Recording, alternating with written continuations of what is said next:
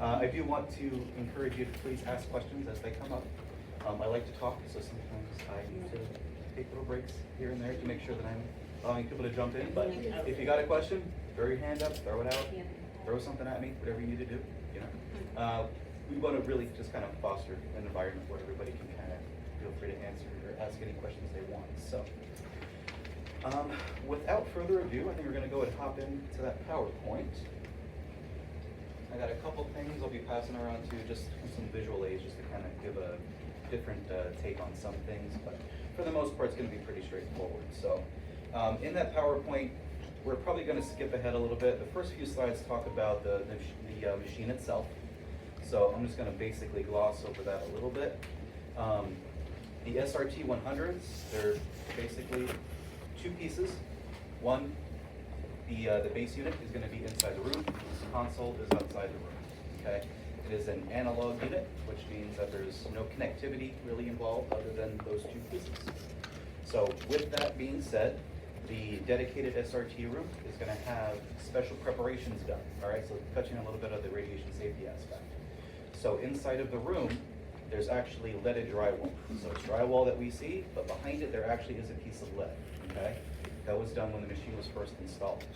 So the important part of that is once that drywall is hung, we no longer want to put nails or screws into the walls because we're going to puncture through the lead protection in the wall. Okay. So generally speaking, adhering to the wall is fine. It's like command hooks are great if you want to hang anything in there. Other than that, you just want to be mindful of that.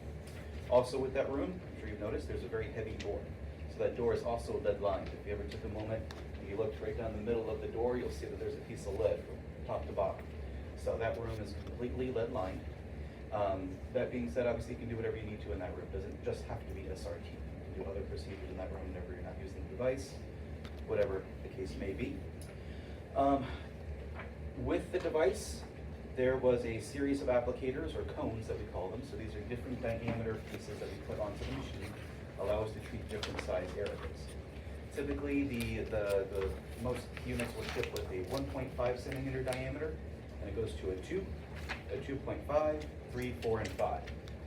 There are other ones that are larger. Some offices have them, some offices don't. There's a 10 centimeter circle. Then there's an 18 by 8, looks like a cowbell, essentially.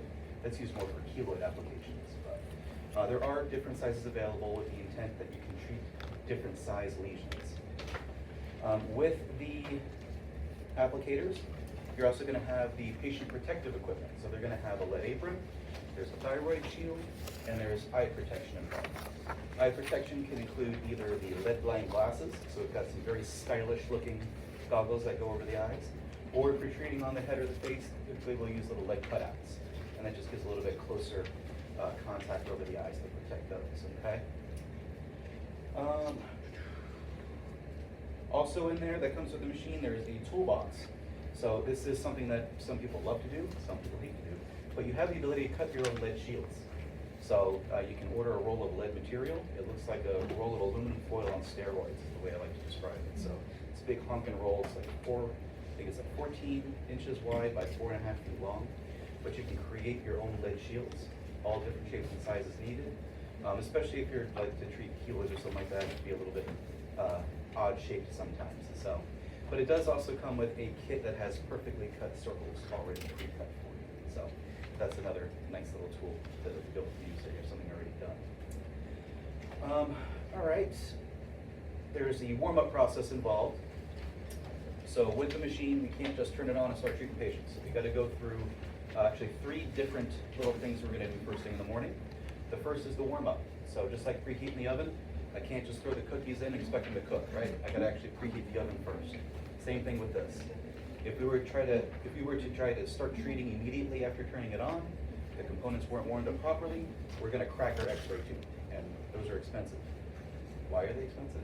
Not only are they just X-ray tubes, but they're Swiss-made X-ray tubes, so you know they're expensive. So that being said, we're going to go through a warm-up process. The machine will make you go through the warm-up process, so you can't necessarily just bypass it easily. The whole process takes about 6.5 minutes.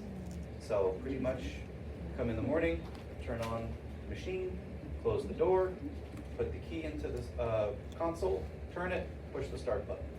At that point, it's going to do what it needs to do for the next 6.5 minutes. So pretty easy. Say it's like the Showtime rotisserie, just set it and forget it, right? Once it's done, gives you a nice long beep, lets you know it's complete. At that point, we're going to go on to the next step. So after the machine's warmed up, we want to make sure that the X-rays it's producing are within a certain tolerable range. So every X-ray tube is allowed a 10% variance from what it's been set to deliver. A 5% above or 5% below, okay? We have a patented technology called our rad check. So on the back of the machine, there's a little, looks like a little dumbbell. That's actually our little physicist in a box, all right? So what that does, we're gonna put it on the machine. We're gonna make X-ray exposures at 50, 70, and 100 kilovolts. Those are the 3 energies we use to treat. And what it's going to do is going to measure the amount or the intensity of those X-rays being produced and compare them to what the medical physicist has calibrated the machine to produce. So it'll give you a percentage, basically to tell you where you are at 100% means we are dead baseline. I can be up to about a 105 or down to 95 and still be safe for use. Our recommendation is if you get to a 3% variance, so up to a 103 or down to a 97, go ahead and reach out to Sensus for service. You can still use the machine, but we want to kind of get eyes on it before it turns into an issue where there's downtime involved. So it doesn't happen very often.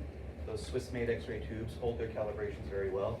The only times I've really seen a tube go out of variance more than 5% is when nobody wanted to own to it, but we walked into the room and right next to the machine on the wall, there was a nice dent that kind of lined up perfectly to where the X-ray tube was.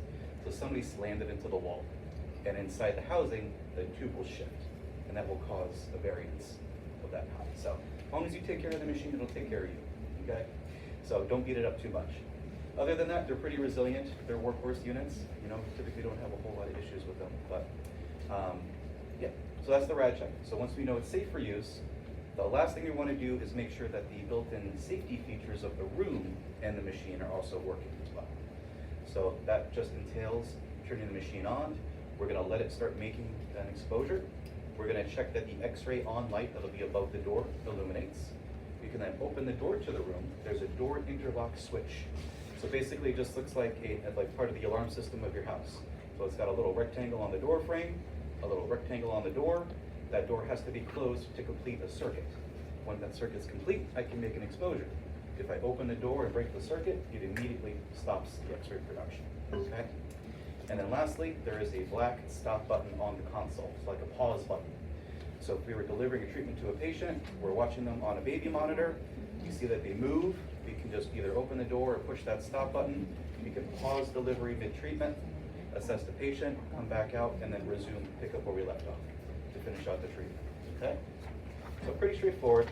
Also, truth be told, that process from first turning it on to being able to treat the patient only takes about 9 to 10 minutes. So pretty fast in the morning. Any questions on that? All right, we'll keep rolling along. So I'm gonna go to X-ray production. If mine is the same as yours, I think it's on slide number 12.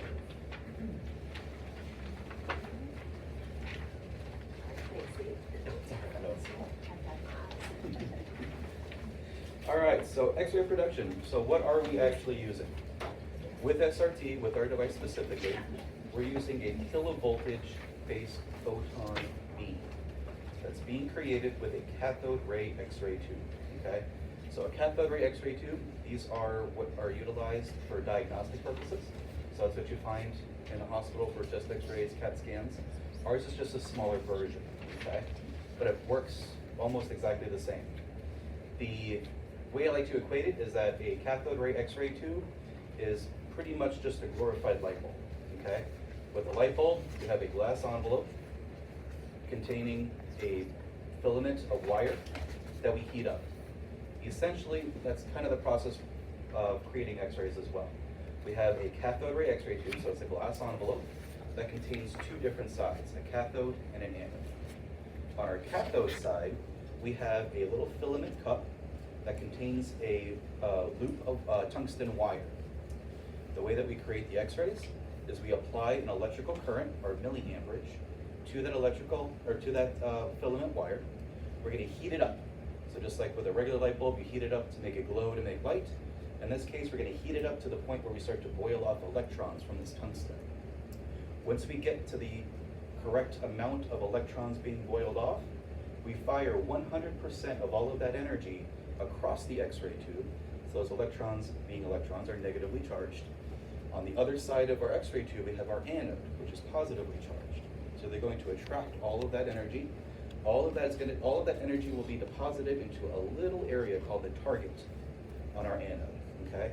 When that interaction happens, when all that energy fires across the tube, strikes that target, that's where we create our X-rays.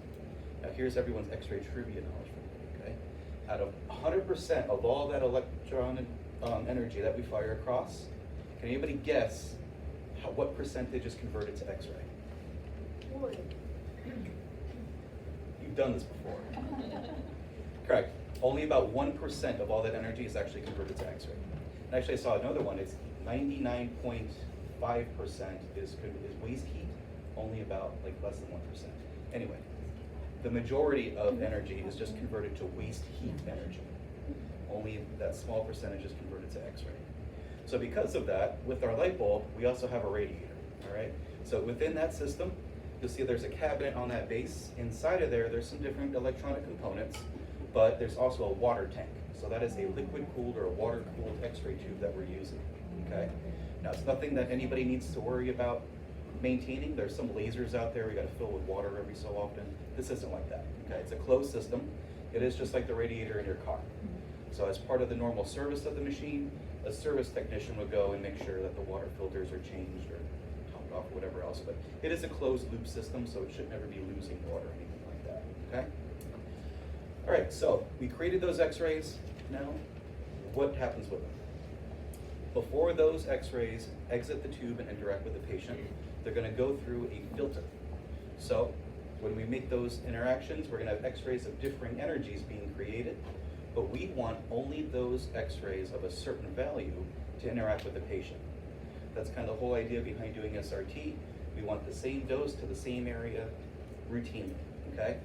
To help maintain that, we've got our filters in place. So the filters are just pieces of aluminum. There's a little cylinder inside of the X-ray tube head, and it's going to rotate automatically and select the correct filter for you. What that filter does, it's called hardening the X-ray beam. So it's going to filter out any lower energy photons from exiting the tube and interacting with the patient. Why is that super important? Because of a little thing we call ALARA. So it's towards the end of the radiation safety, but ALARA is more than just a pretty name. Sorry, side story. I just got a cat, and my wife and I both have X-ray backgrounds, and I wanted to name the cat Alara because I think it's awesome, but she said I was a nerd and no. So anyway, plus we ended up getting a boy cat, so his name's Henry. But I still think Alara is a great name for a cat. Anyway, it stands for as low as reasonably achievable. So what is the least amount of radiation we can use to achieve the desired result?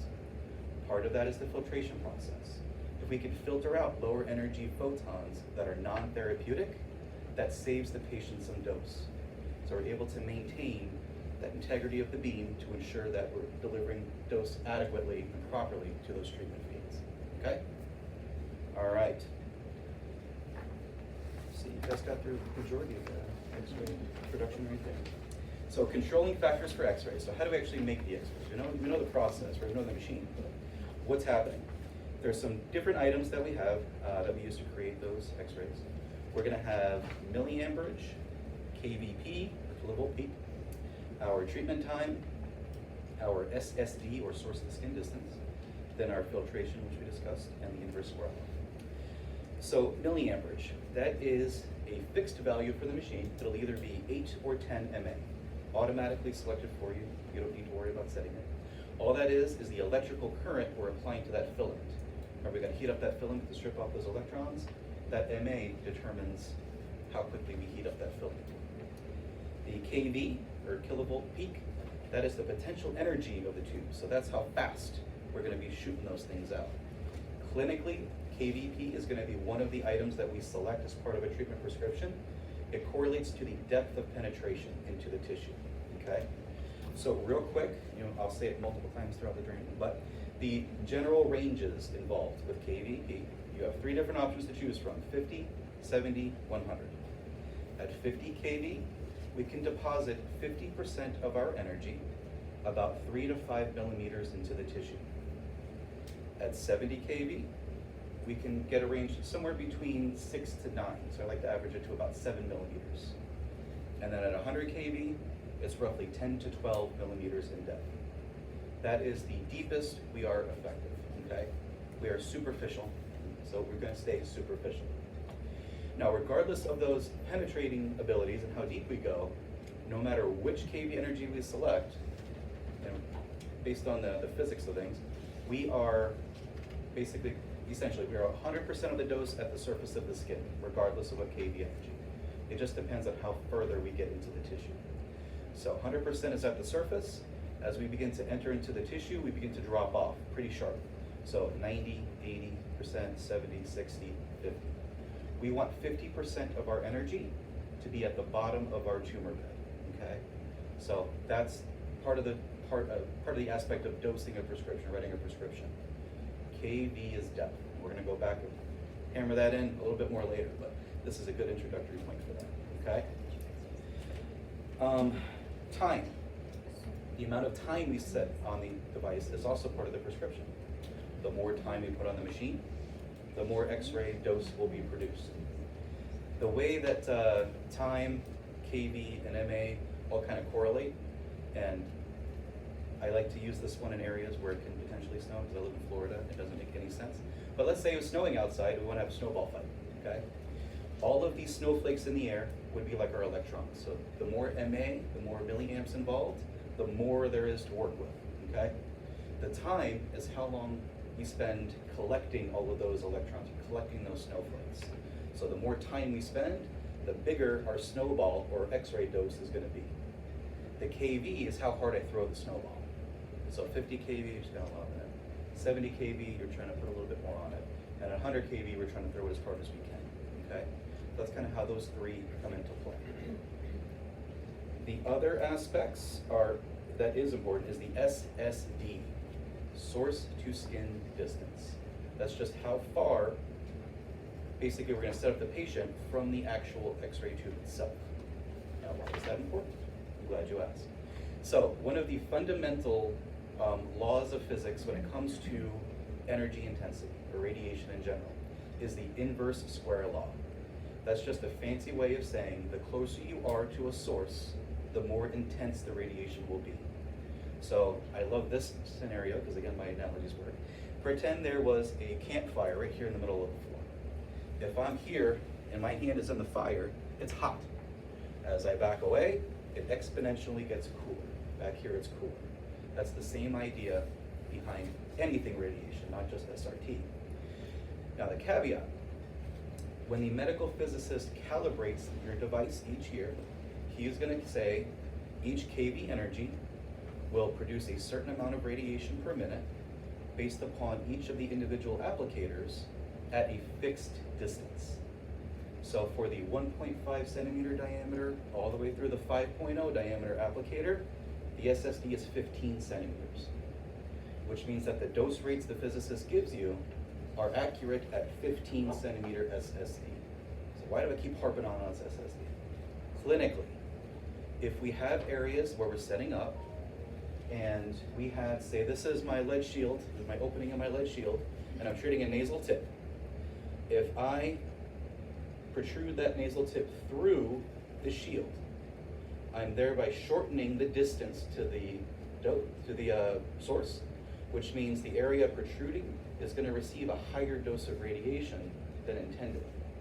The machine doesn't account for that. It's set for a fixed distance. So that means when we're doing our setups, we need to ensure we get as flat as we can be, okay?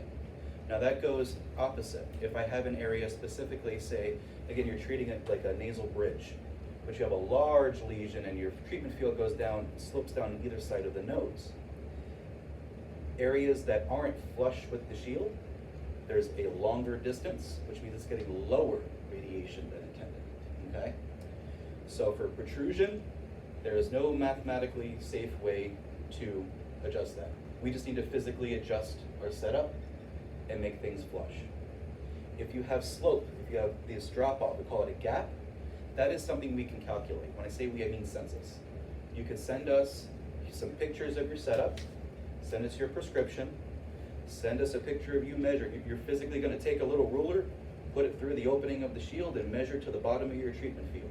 If that's more than about 4 millimeters, we can perform, basically we're going to apply that inverse square law to your prescription and say, yeah, you're supposed to be 322, but because you've got an 8 millimeter gap, you're only getting 276. So we're going to recommend maybe doing an extra little dose at the end of a certain amount, okay? So you would do all your normally prescribed treatments with that gap, then at the very end we would worry about it. So kind of like a dose decay if you have like long breaks. The same idea, you're going to do everything and then maybe one extra at the end. The difference though is you wouldn't expose the full area with that extra dose. You would actually shield the area that doesn't have a gap and only expose the areas that have gap. The whole idea is we're just trying to raise the total cumulative dose to those areas that have those gaps, okay? Does that make sense? For the initiated here that have done this a little bit, I'm sure you know what I'm talking about. So, but yeah, so that is an ability. So, that's why SSD is so important, because we could either be mistreating patients by over irradiating areas that are protruding, or if we're not fully getting the fully intended dose to an area, we may be under irradiating areas. So consistency and setups are key in that regard. So photos, right? We're not using film anymore, so you're not wasting film. Take pictures all day, every day, okay? Yeah, we'll keep moving along. Next, we're going to go to the radiation physics aspect here. And the thing that no one has seen since the 8th grade, the electromagnetic spectrum. Does everybody remember this from your middle school days, right? Exactly. So the whole idea here, most of the world around us falls on the electromagnetic spectrum in some form or fashion. Longer wavelengths mean lower frequencies, so things like power lines, cell phones, satellites. As we start to increase our frequency, we're going to start increasing the energy. So we move from those radio frequencies into infrared. From infrared, we get that little sliver of visible light that we can see. After visible light, we get to ultraviolet. Then after ultraviolet, we cross into X-rays, followed by gamma rays. So why is this important? Well, for us, where we are using is classified as an X-ray. So we are right on the cusp, actually, between UV and X-ray. But we are classified as X-ray. So we are a photon-based energy source, which means we're using highly energized packets of light, essentially, okay? Now, that being said, everything from the majority of UV light back through power lines is considered non-ionizing radiation. That means that when our cells come into contact with these kinds of radiation, there is no permanent change to cellular structure. Everything from high UV through gamma rays is considered ionizing radiation. There is permanent change to cellular structure, which is what we want. We want to permanently change the cellular structure of cancer cells, right? Now, that being said, when we treat an area, we're not only going to be targeting cancer cells, we're going to be interacting with everything in that treatment field. So this is where the balancing act starts to begin. So some values for you, and again, I'll probably mention these again later, but there are certain amounts of radiation milestones that we'll discuss. So first and foremost, the unit of measure we use for our doses is the centigray, or 1/100th of a gray. A gray is just a value used to express the impact of radiation to soft tissue, I believe is the official definition, somewhere along that. Anyhow, the centigray is what we use. So some key values to consider. First and foremost, 2000 centigrade. At 2000 centigrade, an area of skin will experience, more than likely, permanent alopecia to the treatment field, okay? So the patients will lose hair in that field only. That's going to be a side effect of doing SRT for skin cancers. The next range is 4,500 to 5,500 centigrade. That is the range needed to successfully treat a non-melanoma skin cancer. Though that's where the sweet spot is, if you will. Okay, so we'll talk a little bit more about that here in a moment, but that's the range. And then at the end, we have 7,000 centigrade. 7,000 centigrade is one section of skin's lifetime dose limit. So when I say lifetime, we say radiation is forever. So we always need to take that into consideration when we're treating new areas. We also want to do that as part of our screening process for our patients. So if patients have received previous radiation therapies to the specific field that we're concerned about, that could be a contraindication to doing SRT. We don't want to surpass that 7,000 number. If we do, we start to experience, we open up basically the world to latent effects. So you could have spontaneous ulcerations, you could have non-healing wounds, skin puckering, etc. So we want to try to bypass that at all costs, okay? If you've seen some of the patients, for example, like patients that may have been treated with radiation for like breast cancers, the skin usually, you're gonna have a tattooed area, the skin's gonna be kind of puckered up, and it's gonna be completely different. Because unfortunately, the skin's kind of collateral damage. They're trying to insert that radiation and deeper into the tissue to be able to treat those cancers. So we're here in a dermatology setting, we're trying to preserve the integrity of the skin. So the dosing that we're gonna use is typically gonna be between 4,500 and 5,500 centigrade, okay? All right. I have a question. Yes. You mentioned earlier that you fire electrons across to the anode, but then you're using photon energy, so I'm a little confused. So did it somehow explain that? So basically an X-ray tube is an energy converter. So we have what we start with electrons. When they strike that target on the anode, we have what we call a Bremsstrahlung reaction, which is a fancy German word for braking. So basically they're going in one direction, they're going to strike a hard, so basically it's a tungsten target, and they're going to change direction. So they're braking, and that's where we create the X-rays. Oh, okay. Yep, so it's an energy conversion from an electron to a photon. Photon energy, okay. Yep, So that's a great question, yeah. So it's more targeted, right? Photon energy? Essentially, yeah. So we're trying to basically, so X-rays we can't focus like you can focus light. So it's broad. So we're trying to contain them within a certain treatment field. Now we do have the ability, that's a great question because it segues into the next part. In radiobiology, we have two different kinds of reactions that can occur. There's a direct effect and an indirect effect. So SRT being a photon-based energy type is considered a low LET, which means a low linear energy transfer. So linear energy transfer, again, is just the amounts of energy being deposited directly into a tissue, okay? My boss likes to say, Monica likes to call it this, the soft and fluffy stuff in terms of radiation, all right? So we're able to achieve, with our beam, radiation that falls down almost like rain within a certain field. So we have even distribution of radiation, but we're also covering the entire area. Now that's a big difference than traditional radiation therapy devices, so linear accelerators, electron beams, these things. Within a treatment field, they may have areas that are, they say, hot or cold. So you have an average amount of radiation, but some areas in that field may be getting a little bit more, some may be getting a little bit less. They have to use what they call bolus involved, and actually have a right here. So basically, they need to ensure that they're trying to evenly distribute their beam by adding extra stuff. With SRT, that's a non-issue. Because we're using that photon-based low energy transfer beam, we're able to evenly distribute radiation across that field, okay?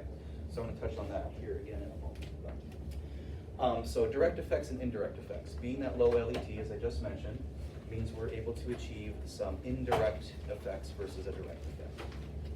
Good morning. Good morning. So a direct effect is when the radiation comes in, it interacts directly with, for example, the DNA within a cell. It's going to blast apart that DNA, essentially. We call that cell suicide. That's going to be achieved with energy or doses that are going to be roughly 500 centigrade or more within a single dose. What we hope to achieve is called an indirect effect. So an indirect effect is where the radiation isn't directly interacting with the DNA. We have a go-between. That go-between is going to be oxygen. So within our cells, within our bodies, we're mostly made of water, right? So what we're hoping to achieve, this is the quick 30,000 foot view on how SRT works to treat skin cancers. We're going to use enough radiation It's going to come into that treatment field, and it's going to interact with the water within the cell. It's going to actually excite those oxygen molecules from the H2O. We're going to break the bond, and we're going to use that oxygen molecule to start punching holes in DNA. So instead of that radiation just coming in and obliterating everything, we're just energizing this little ball, and it's going to start bouncing around. So another analogy, because you can tell I love my analogies. If we want to go down the street and shoot some pool, we got our pool table, we're on the break, we got all our balls down there, we've got our cue ball, and we got our pool stick, right? So our pool stick is going to be our SRT X-ray beam. Now I don't grab my stick and I don't hit the 9 ball directly, right? I got to hit the cue ball. That cue ball is our oxygen molecule. So SRT hits the oxygen molecule, that then bounces around and starts breaking things up, okay?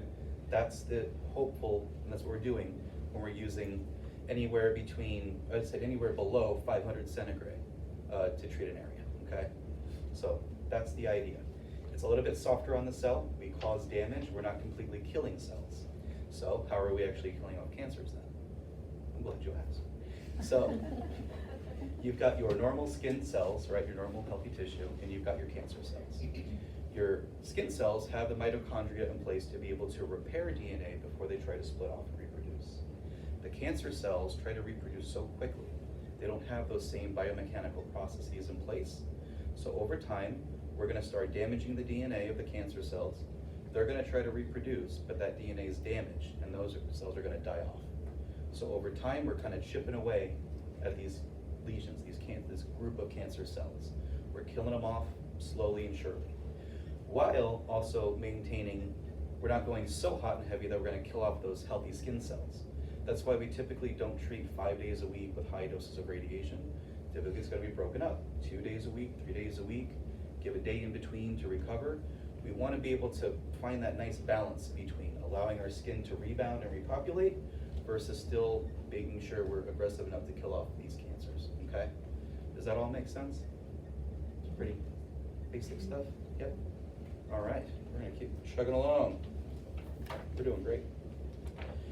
All right, physical property factors, so we touched on this a little bit. So we've got LET, is that linear energy transfer, okay? Again, that's just the rate at which radiation is deposited into soft tissue. We are classified as low LET. So again, soft and fluffy stuff. With that, we're able to achieve, like I said, even distribution of radiation. Every machine that comes off the assembly line, which happens to be in Oak Ridge, Tennessee. So these are American made. The Chinese parts and Swiss X-ray tubes. But anyway, when they come off the assembly line, they're going to take each of the different size applicators, those cones, and they're going to expose a piece of radiographic film without any shielding.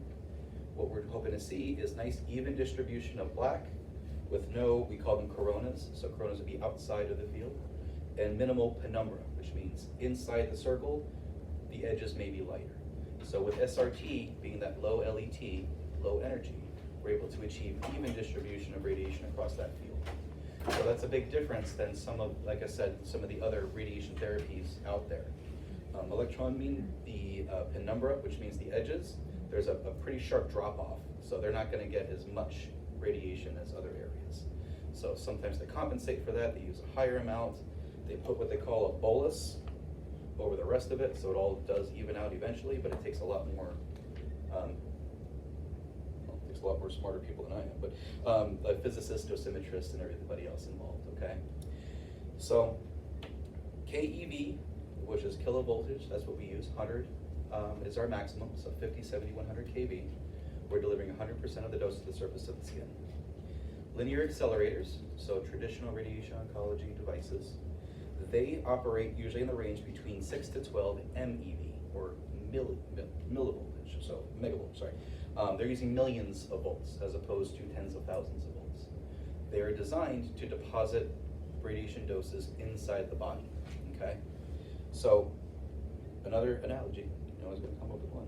Using a linear accelerator, and this one is really my favorite, to treat a superficial BCC is like using a shotgun as a fly swatter. So it'll do the job, but it's really not what it's designed for, right? It's designed to put that dose inside the body. We're dealing with superficial lesions. So in order for them to treat a BCC, they got to put a fake skin over the area so it doesn't just completely blast through it. Okay, that's why this is the right tool for the job when it comes to dealing with these BCCs and SCCs. Okay. Any questions on that? We're doing good. Everyone still with me? I don't see too many glossed over faces, so we're doing all right. It's usually a good indicator when I need to take a break. So if I start seeing eyelids drooping, then we're going to take a break. All right, I promise. All right. OER is the next one. Oxygen enhancement ratio. All this means, the more oxygen present, the more effects will occur from receiving dose. Now, clinically, this is another important part. There are two different sources of oxygen within the body.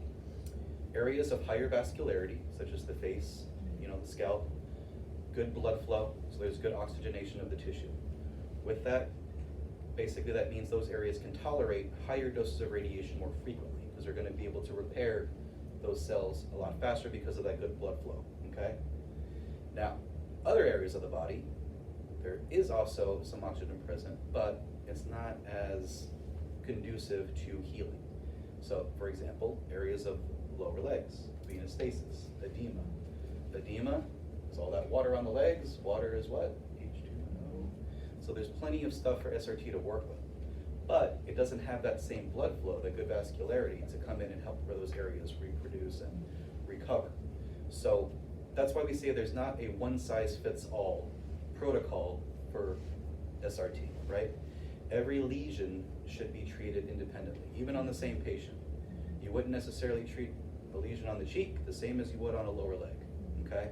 So areas that have that edema present, poor vascularity, venous stasis, those areas you may need to consider adjusting treatment protocol. So that could be the amount or frequency that you treat, the number of days in between treatment.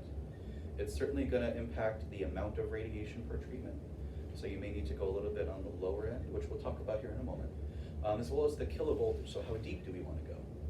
So again, tying into the low LET component of SRT, we say 100% is at the dose, and we start to taper off. But we're also what we call a Z-dependent energy.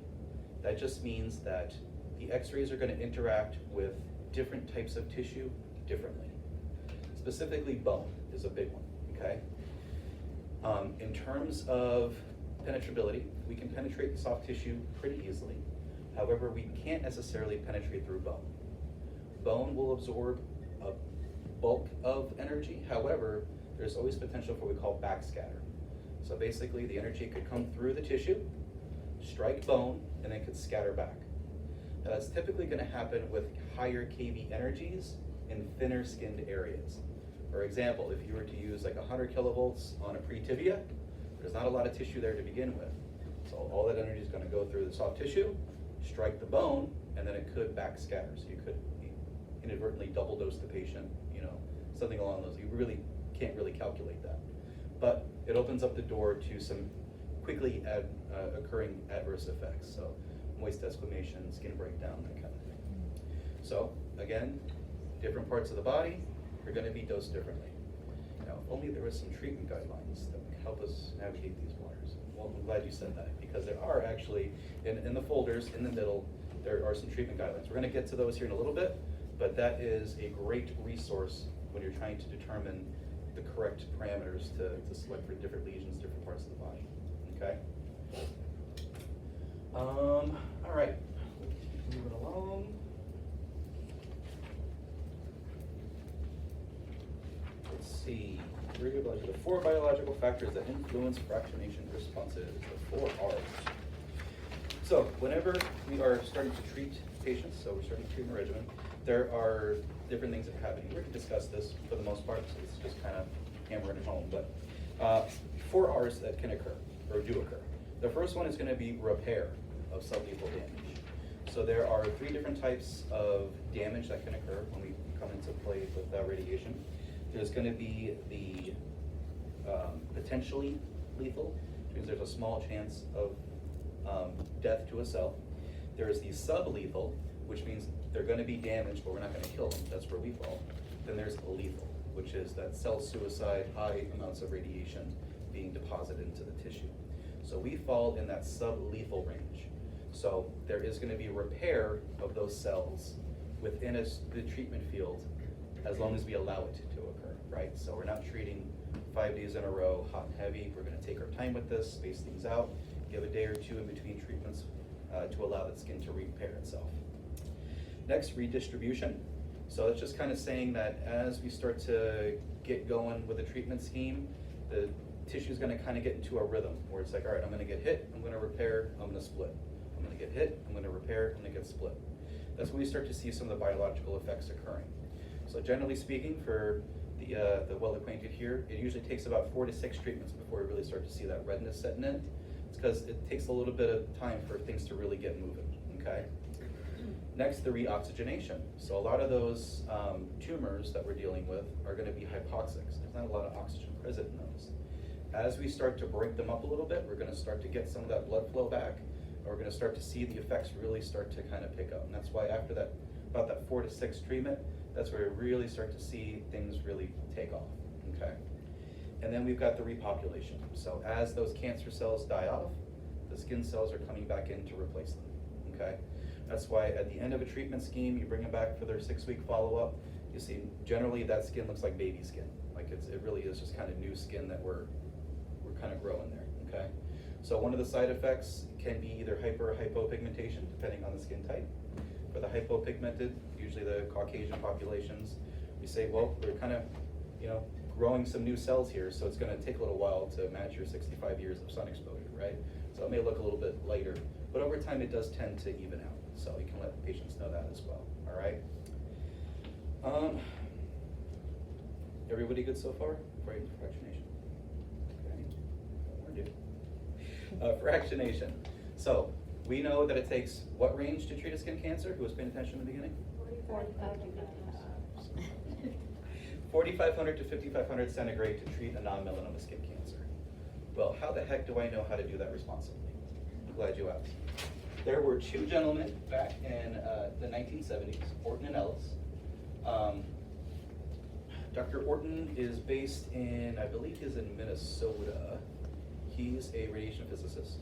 And there was Dr. Ellis, who was a physician in the UK, radiation oncologist. So he basically was like the grandfather of what's current radiation oncology, really smart guy. Well, they got together and they said, all right, well, we know it takes this range to treat a skin cancer. How about we build some tables to see how efficacious we're going to be delivering a certain amount of radiation, a certain frequency per week. How many times does it take to get to where we need to be? So they created what we call TDF charts, okay? If you are going to your folder, in the part that's bracketed in the middle, the very last page, there is a TDF chart in there. It's the same one that I'm looking at, 2 day a week. This is probably the most commonly used. How frequently do you guys treat typically? 2 a week. 2 a week. There we go. Glad I picked this one. So this is a TDF chart. It looks ominous, but it's actually very simple to use, okay? You've got a red column that's going to be the dose of radiation. You've got a green row at the top. That's the number of times. And at the very top, you'll see it says 2 fractions per week. So this means if you're treating 2 times a week, how many treatments would it take to achieve a dose that would be successful in clearing that skin cancer? All of these numbers in the middle, most of them you're going to ignore. We're looking for this gold region through the middle of it. So they created these values, and they said, okay, values between 90 and 110 have been proven to treat non-melanoma skin cancers. So Sensus and most people adopt the idea, well, if 90 is the lowest and 110 is the highest, let's shoot for the middle. Let's go somewhere around 100 TDF. So for example, if I did this red column and I went all the way down to say 320, and I followed it across till I got to the gold, I could achieve a 94 or a 100 right there. See, I get 100. Then I go up to the green, and that would equal 17 treatments. That's Tennessee orange, not gold. Oh, I'm sorry, I forgot where I was. Forgot where I was. My apologies. My apologies. You're right, Joe. All right. I'll take her football seriously, right?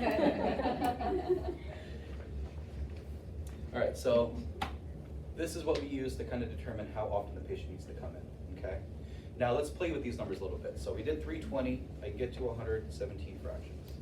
The reason I want to say play with the numbers a little bit, there is a inverse relationship involved with these TDF charts, meaning the lower the dose of radiation, the more treatments it takes to achieve a high TDF, which means the total dose will be higher.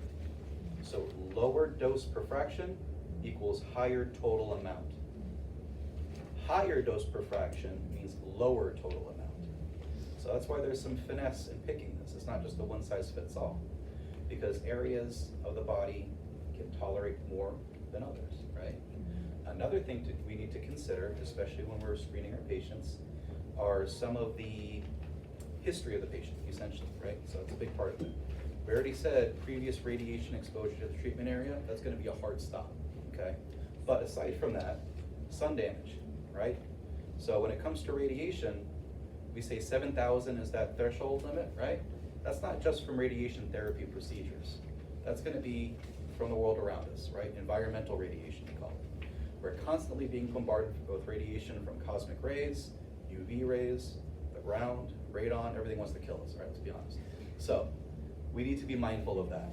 So if you've got those patients that were sun worshipers for the past 65 years, I may not want to give them a very high total dose of radiation because I have no idea what their baseline number is, right? It's going to be higher than somebody else. So it's just something to take into consideration when we're looking at dosing. Now, let's play with the numbers a little bit. So let's say, okay, 320 we said was 17 with 100. We go to 340. Go to 340 and I go across. I can get to 97. So still pretty close to 100. And I go up and I'm at 15 total fractions. So I'm going to save a little bit of dose there, okay?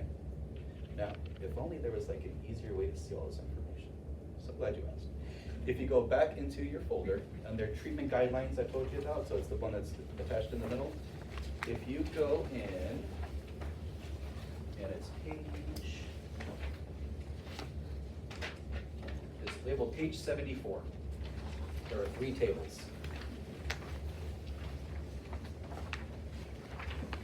Everybody see that? So it's for 1 day, 2 day, 3 day, essentially. So if you look at the 2-day box, the one in the middle, it's going to give you some breakouts. So you're going to have these centigrade, so that's the dose per fraction. It'll give you the TDF values, the number of fractions, and the total dose. This is just an easy way to be able to compare and contrast. So you can see 320 centigrade, 17 fractions, 100 TDF, the total is what? 54. 5440. At 380 centigrade, what's my TDF? 41. And how many treatments? And the total dose is? 40. You can see there's a stark difference between 320 and 380 in terms of the total amount of radiation being delivered, okay? In the past, and this is going way back to the Ken days, it was either 320 or 380 because that gave you the highest incidence of 100 TDF. Well, not everyone's going to be a 320 or a 380, right? That's the lowest and that's the highest. So we started really encouraging providers to look at the middle, the 340s and the 360s. So going back to the example of the 320, let's just say we're talking about a lower leg, right? On a highly edema, elderly patient. If I were to go hot and heavy at a 380 centigrade, it's probably going to break down pretty quick, okay? But it saves them on the back end. So all right, well, 320 could be an option as well, much gentler, but that total amount of radiation is going to be a lot higher. So in the instances where a patient doesn't necessarily follow the prescription like they're supposed to, there may be, we call a dose decay involved, which means we prescribed a TDF of 100, but they didn't follow the prescription as prescribed. There was some time off, so that number decays down. If that number decays down, usually below 95, it may be necessary to add another dose. So if I'm already at 5440, and I add another 320 on top of that, now I'm getting ever closer to that 7,000 number, right? So to that, if I consider 340 instead of 320, right? So if I go to 340, I get how many fractions? 15. And my total dose is what? 51. 5100. That's gonna be 320 less already, right? So even if I have to add another fraction on, I'm still gonna be within that range of 4,500 to 5,500. So making that small change in the dose per fraction, so I'm only gonna be at 20 centigrade higher. So it's not a big jump in terms of damage in the immediate. I can save some dose on the back end, which lessens the likelihood of adverse effects in the future. So, all things to take into consideration. Now, if I've got just a superficial, slow growing BCC, well vascularized face, I may consider 380 and saving the total cumulative dose. It's gonna be able to perhaps tolerate that better, right? I'm not gonna see the skin break down as quickly because of that good vascularity. So we say every area of the body, every lesion needs to be treated independently, okay? So what you're saying is, for the sun worshipper patient, you would rather do the higher center grade and fewer fractions? It's something to definitely consider, yeah.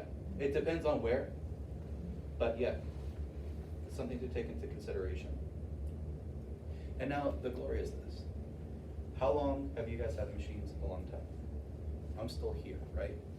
We are always gonna be available to you guys. So if you have a question like, hey, I got this patient coming up, this is what it came back as, I'm considering this. We have, so in the folder, there's my card in the very front. On the back of that, there's actually a clinical team email address. We encourage you to use that. Like, hey, got a patient coming up, this is the pathology, I'm considering this, what are your thoughts? We can certainly bounce some ideas, we're open to discussion, right? So, please make use of that. You're not in this alone. It's kind of the idea here. So we're with you guys for the long haul, but definitely take some things into consideration. Like I said, the rest of these treatment guidelines, which we're going to get into here in a moment, goes through a lot of the information I'm going to discuss. But if you got one of those cases, like I just don't quite know how to proceed with this, please reach out to us. So we're always, that clinical team inbox, so there's a group of 5 of us now, thankfully, it was 2 for a while. Whoever's not doing a training is working on that inbox. So someone's always kind of got eyes on that. So we're pretty good about getting back to you pretty quickly on that stuff, okay? John, quick question, for a lot of our patients are heavy smokers. Yes. Is there a quick and dirty adjustment for, because they have a lower oxygen tension in their skin? Right. They're gonna heal less well. Do you treat a face more like a lower leg? Yeah, potentially, absolutely, If they're absolutely. on oxygen with COPD, Yeah. is that? Yeah, maybe, yeah, I would probably still consider that middle, as opposed to a 380. I wouldn't necessarily go with 320, but 340, 360, in that range. That's an alarmingly high percentage of our patient population. Yeah. Understood. And that's why there's a range to play with, right? So it's not a pigeonhole this or this, every patient, every lesion. So again, same patient, is it on the lower leg or is it on the face? You know what I mean? Even that can come into play. So, absolutely. Absolutely. All right. GDF tables we went through, and actually treatment guidelines is next. That's great. All right. So everybody, in your folder, go to that first page of the treatment guidelines. It says Chapter 12 at the top. This is going to be the cheat sheet for the people that are kind of new to this. Okay.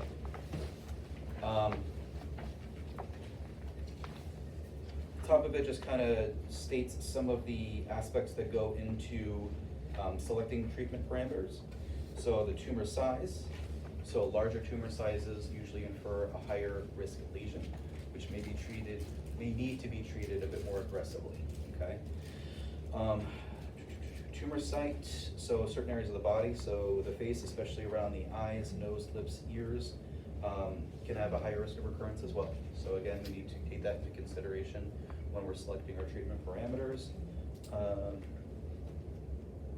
Yeah, we just jumped to this part. The bottom of that, there is the table. That is your treatment margins.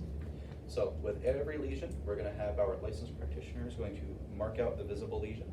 They're gonna measure out a margin around that.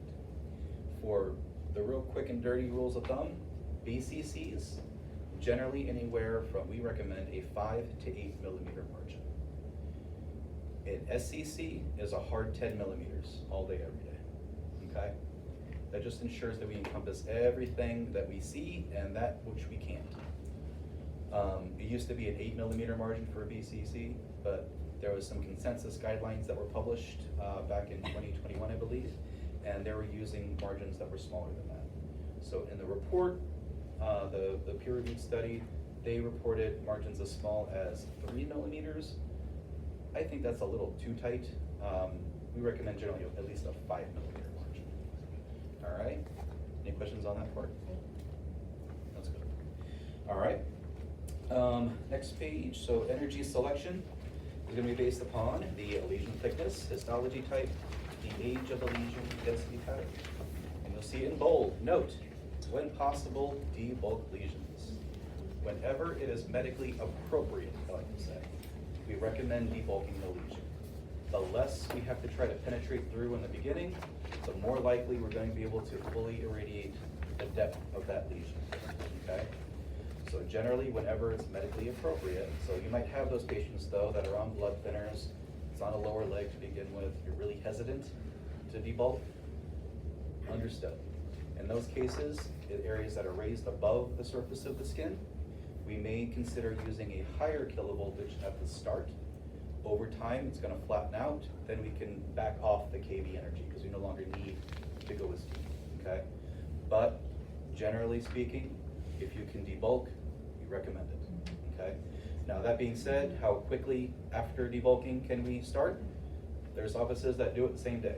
So, you know, basically you're gonna, to be honest, you're gonna debulk during the biopsy for the most part, right? So depending upon how long it takes to get your results back, it may or may not be grown back. If you need to debulk it again prior. Some offices will do like the simulation, they'll debulk on simulation day. They may not start till next week, give it a week. So again, every patient you're gonna have to judge. There shouldn't be a huge impairment to healing due with SRT, but we are causing some additional biological responses in the tissue. So just something to take into consideration. Every office finds what they're comfortable with. You know, I say give the patient a week, you know what I mean, just to make sure everything is good before you start. But if you want to do it the same day, it's been done, okay? Lesion thickness. So again, we talked about the D50s or depths of penetration.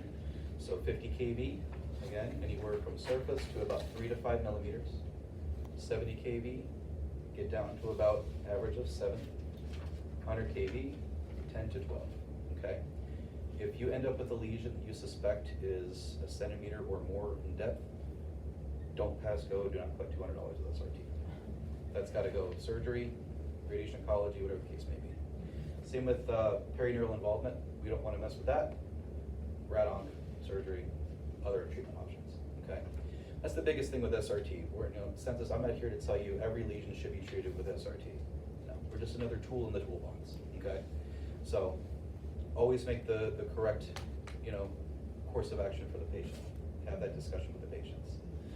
We're not here to treat everything and anything, but we do a pretty good job at what we do treat. All right. The histology type, so the higher risk lesions may need to use a little bit higher kV depending upon where the area is. So you've got these really aggressive type lesions that patients had this lesion for the past 10 years and they're just now coming in to get it taken care of. That one you might need to go a little bit deeper on. You might need to use a little bit higher kilovoltage to really get to the core bottom of that lesion. If this is a new, slow-growing superficial BCC, you probably don't need 100 kV to start with. I will say, generally speaking, for most skin cancers, 50 to 70 kV is usually sufficient. 100 kV is going to be kind of one of those one-offs, all right? 100 kV is generally used for keloids, which is a whole other discussion, but generally speaking, most non-melanoma skin cancers are going to be 50 to 70 kV, okay? Age of lesion density patterns, so again, those older lesions and the ones that have scabs. So again, if when possible, debulk lesions, so that goes for scabs as well. If it's just a really thick scab, if you can remove it and it's medically appropriate, we recommend doing so, okay? The less we have to try to get through, the better off we're gonna be, all right?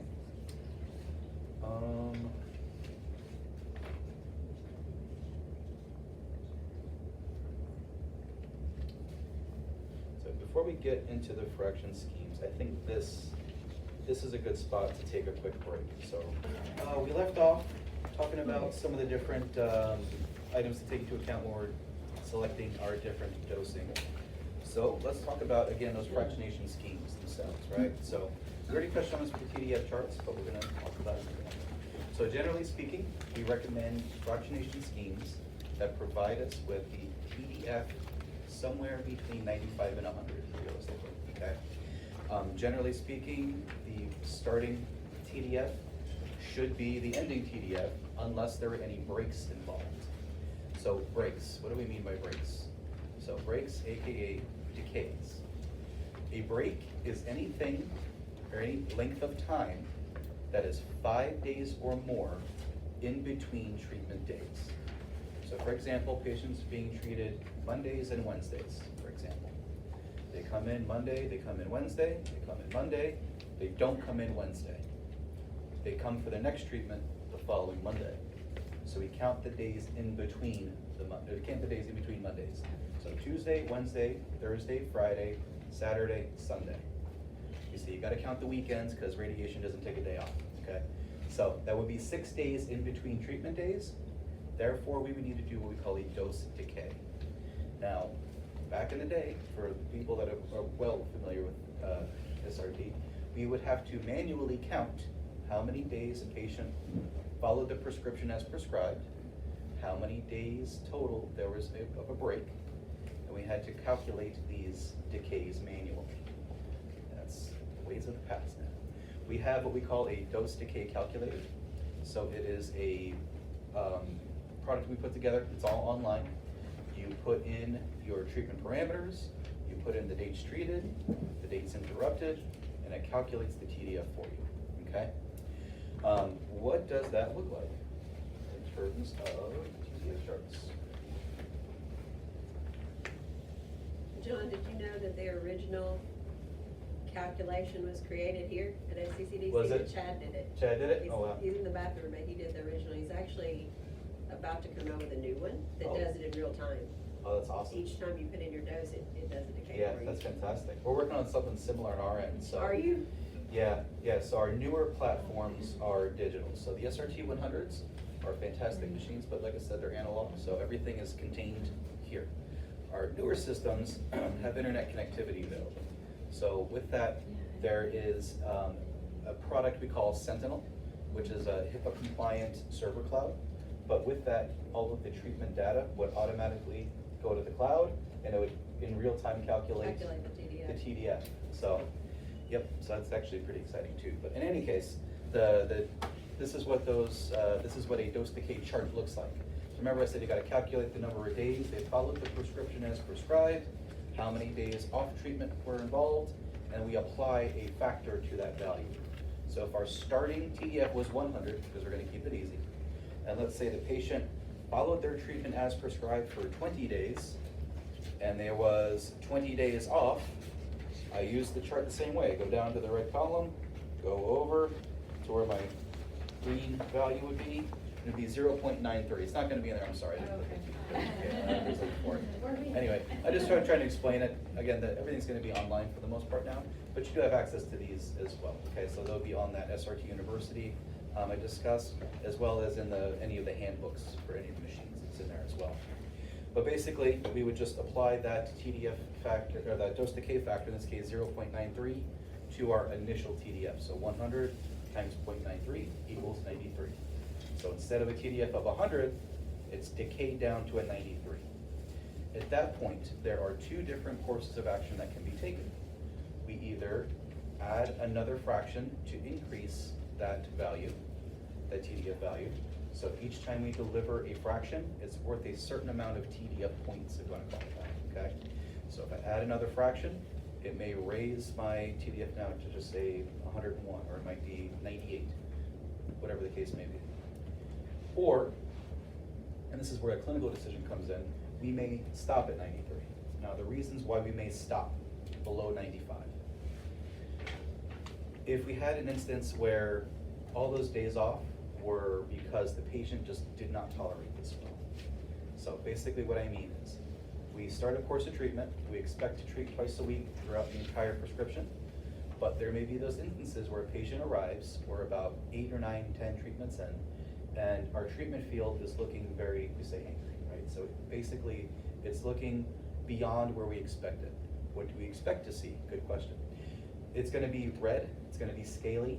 We say it should look like an aggressive sunburn, but it shouldn't feel like one, right? If the patient complain of pain, if you start to see moist desquamation, etc., we don't push treatment. You say, you know what, we're not gonna treat you today. Why don't you take this treatment off, maybe just take this week off. We'll pick up where we left off next week, okay?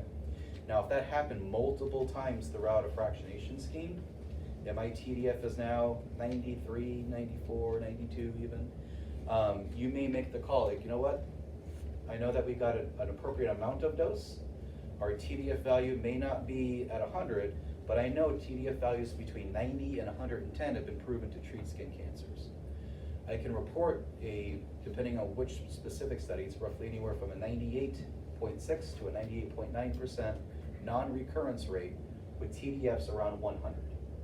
I can't give you a specific non-recurrence rate for a 93 TDF because there just isn't enough data for me to comfortably give a number out there, but suffice to say you're probably still going to be in the high 90s in terms of percent of non-recurrence, okay? So it's going to be a clinical decision to decide, all right, do I want to add another fraction to an area that didn't respond well to it, or am I comfortable sitting at a 93, keeping an eye and surveilling going forward? So again, it's not a hard, you have to do it. It should always be a clinical decision. Now, if the patient took 20, 25 days off because they went down and visited the grandkids for a month and they tolerated everything fine, then yeah, you could probably add another fraction. You know, they tolerated it well, why not? But you always want to keep an eye on that total cumulative dose, right? Because what's that lifetime dose limit again? 7. Very good. So we want to make sure we're keeping it within a certain range, typically between 4,500 and 5,500. And again, we got to take into account the history of the patient. Are they the sun worshipers, where we really want to make sure we keep that total dose lower? Are there pre-existing conditions, you know, such as smoking and everything else that we want to take into account? So all of this stuff kind of comes into play. So we really want to empower all of our, so we have our eyes in the field. So, you know, our technologists that are delivering the doses, you guys are paramount. They're going to come in and you're going to see, like, you know what?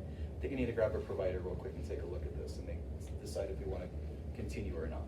So you're the first step in the process.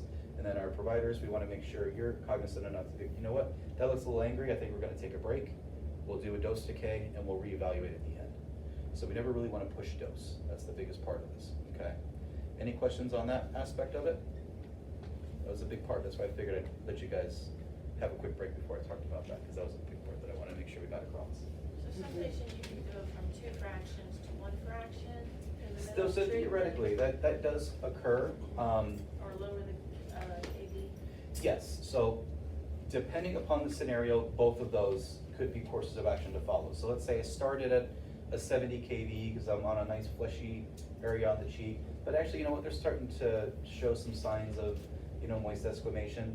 I would probably take a break and then probably back off the kV to a 50, resume, and see how things work out. If they're still having issues, then you could consider just, you know what, I'm just gonna back off and do 1 day a week. You wouldn't necessarily need to write a new prescription for that. You would just do a dose decay at the end, right? So you're just keeping the mindset, we're only gonna treat once, the prescription's for twice, so I'm gonna do a dose decay at the end to see where we ended up, okay? So that's a great question. I had a side point to that, and I forgot. So how do you know whether to just take a break from being from slower TV? Well, typically hand in hand, they're probably gonna do both. If it's aggressively looking, take a break regardless. And then you can make the decision, all right, is this because we're over a thin-skinned area? Is this something that we need to consider? Some offices will give a break, they'll resume with the original prescription. If it happens again, okay, then I know I probably need to back off. So it's as you kind of start to see and start to do this more and more frequently, you get a bit of a keener eye in terms of when to take breaks, when to make changes. Typically speaking, once you set a treatment prescription, this was the side point, you're gonna stick with that prescription. The only instance would be if you needed to back off the KV a little bit. The reason being, if you back off the KV, you would write a new treatment prescription because the machine is calibrated for different dose rates for different KV energies. So initially you may have had 344.5. Well, I backed off my KV to 50, now it might be 342.7. So you're still in the 340s, but the specific values may change. So a new prescription would need to be written for the remaining fractions.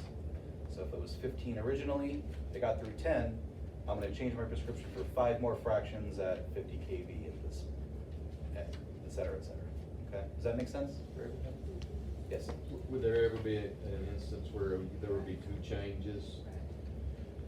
Or pretty much just that one? Pretty much change? the one, yeah, in my experience, it's usually just the one that happens. So that's really the only time you're gonna change a prescription, like I said, is changing that kV that one time. And that's also the instance where we talked a little bit where you couldn't debulk. You had an area super raised above the skin, but I'm really hesitant to debulk it. I may need a higher kV to start with to penetrate through that.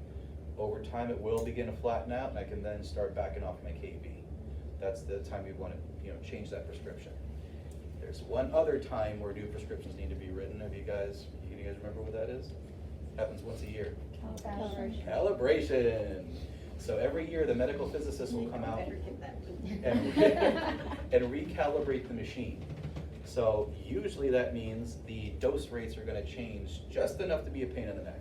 So new prescriptions need to be written in that case as well. So there's something else to keep in mind. But So, is it known how much you, like, per year, how much someone would get, or like as far as radiation on their skin, just living a normal life per year? So 7,000 is your max per lifetime. So, like, I always tell patients whenever they finish, that area really needs to be protected even more than it did before. absolutely. You know, so, but is it known how much you collect per year as far as radiation, It's, just general? because I've tried to find that, and it's hard to get reliable or consistent information, because it really just depends on things as geographic location, right? So obviously areas of higher elevation, there's a lot more. Office work versus outside work, right? Yeah, I realize, I just didn't know if there was. Yeah, I don't have a number that, I'd be, confident in sharing, but yeah, it really is an unknown in that regard. So just something that we always want to keep in mind. On the flip side of that, the normative values that were determined for 7,000 grade lifetime maximum were determined by people already experiencing life. So Mhm. there is that kind of additional buffer. Makes sense? So, Whoever decided 7,000 may also have had a life exposure of sun. Right. Whether being Sure, in how they and do. out. well, that's Right. part of it, and so I heard this back going to the Ken days. Uh-huh. They used to irradiate pigs and see at what point skin can tolerate. So it's a little pig skin. Yeah. And that's what we've done. So that's where one of those values came. That's what he told me anyway. No, whether or not that's true or not, I don't know. No, Ken, we don't know. I was gonna say it was Ken, so We don't know. I'll take his word for it. But yeah, so there were studies to see what that upper threshold is. It's just hard to know what our normal environmental dose rates are. So there are certain values that are set by the government, which is why anyone working with the SRT device will have a dosimetry badge. They're gonna monitor your dose rates. There are certain values that are associated with just working out and living in the world. So I think it's 0.5 millisieverts, I believe. I got it in there, but anyway.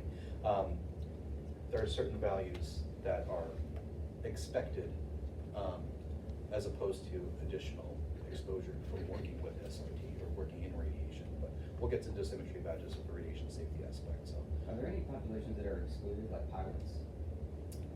in terms of these excluded, and like a hard contraindication to Yeah, 'cause SRT. They're gonna they get essentially every time you fly, you get a CT scan worth of. Right, they get a bunch, yeah. It's something to take into consideration. I know there are offices that have treated pilots successfully. Okay. It all just kind of comes into, mitigating the total cumulative dose the best you can. So, and it, just like everything with medicine, it's a risk versus reward. So it's a conversation to have with the patient. If you're talking to a pilot, like, hey, you've had a lot of radiation exposure. This is an option, or surgery is an option, or, you might try topicals or whatever else the case may be. There's other treatment options. So, like I said, we're not trying to treat everything. So always, keep it in, stay in our lane, we like to say. You But, know, we have a lot of, in this area, Tennessee and Georgia, we have nuclear workers like TVA, yep, Watts Bar, you know, and they will straight up tell us, like, they told me to go in there and I have to do my job, and they tell them they're in a suit, but then sometimes they don't have that suit, so they make that decision kind of thing, but is that, should we be weary of that? I mean, So- I certainly think that it's part of the, you should be part of the screening process, right? Have you had history of radiation exposure in the past? And it's something to take into account, certainly, certainly. Like, we had a question where it's, an office had reached out to us. They had a patient who was part of the cleanup team for like 3 Mile Island. Yes, Yeah, yeah. specifically, like, I'd probably err on the side of caution on that one, right? So, Or if they're in the Navy and they told them, you know, Right. in the past, like, you gotta go in there even though you don't feel comfortable, you gotta go. Right. You gotta go into there. Yeah, I would err on the side of caution, right? Yeah. So, there's other options available, so, like I said, we're not the one size fits all, we're not gonna treat everything, so certainly use, you know, some clinical judgment, but that's certainly something to take into account. You know, so speaking of the contraindications a little bit, the primary one is gonna be previous radiation exposure, like I said, to the treatment field specifically. And to that point, photographs are imperative. We wanna make sure that we are, accurately documenting our treatment fields. Because if you treated a patient 5 years ago, you probably can't tell exactly where that lesion was after they've treated. Like I said, you're not wasting film, so pictures, pictures, pictures. Because again, if I had a lesion with a margin, you know, and I treat it to 5,000 centigrade with this lesion, well, now maybe a new lesion pops up outside, and I want to treat 5,000 for this one. That little area in the middle, you're going to end up surpassing. You're going to end up with 10,000 right there in that little Venn diagram. So, and then my wife, who is a mammographer, so I can make this joke, said, you know what those look like, right? Happy breast cancer awareness month. But yeah, so you do want to be very mindful about previous treatment areas with SRT, but that also extends to other previous radiation therapies. So that could be linear accelerator type stuff. Another big one to screen your older patients for, and it is now on the versions of our documentation, is Grenz ray to the treatment field. What is Grenz ray? Grenz ray was that magical radiation they used back in anywhere from like the 30s through even into the 70s. It's basically 20 to 30 kilovolts, but they use it for acne in adolescents. So a big screening question you want to ask your older patient populations: did you ever receive radiation for acne? It's usually on the head, the neck, the chest, the back. So if they have had Grenz ray in that area, we don't know how much radiation they received. You know, they didn't take great records, and I'm sure you probably can't find the dermatologist they saw in 1955. So those probably going to be a hard stop for those areas, right? We don't want to surpass that threshold, okay? Other contraindications: treating over a superficially implanted device, such as a pacemaker.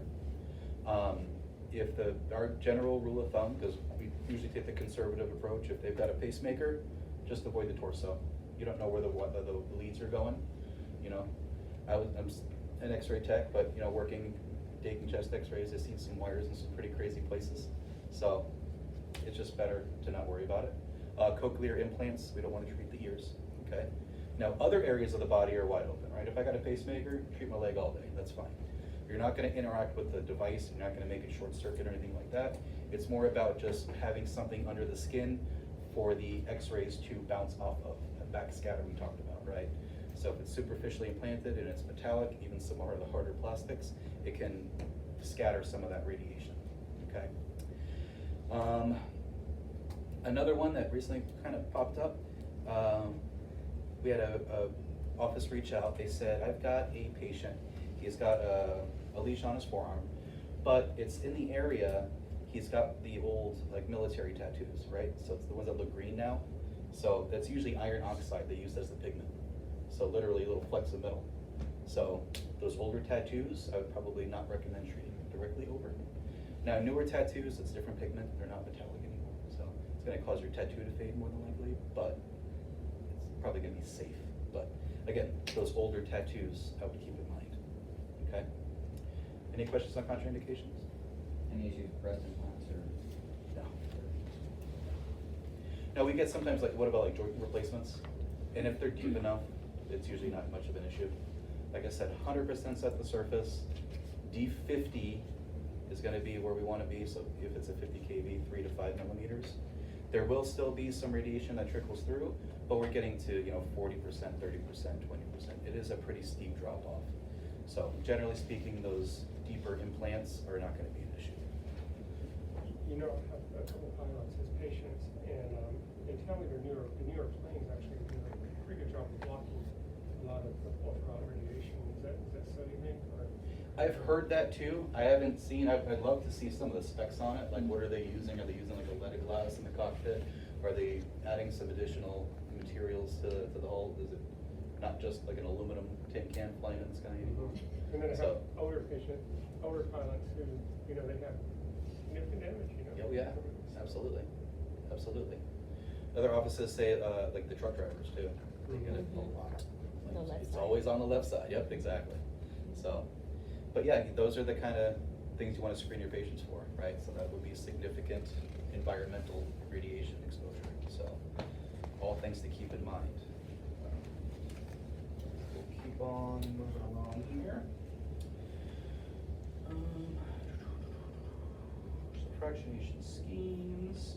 So selection of fractionation schemes is based upon, this is a good little cheat sheet here. The skin thickness, the vascularity of the area, the recurrence risk or aggressiveness, underlying bone, and the patient medical condition. Those are some of the key points we want to think about when we're trying to figure out the correct dosing for a patient. So skin thickness is going to tie to the kilovoltage again, right? If I'm on a nice fleshy area like a cheek, I can probably use a higher kilovoltage than a pre-tibia. Do I need to all the time? No. But if it is a more aggressive type lesion, if it's a lesion that we suspect is deeper into the tissue, it may require a little bit higher kV. So we always want to take that into account. We're going to tie that to our pathology report. So what did it come back as? Is it infiltrative? Is it superficial? Is it nodular? All of these items kind of come into play when we're trying to decide the correct way to select our kV energy, okay? Let's see.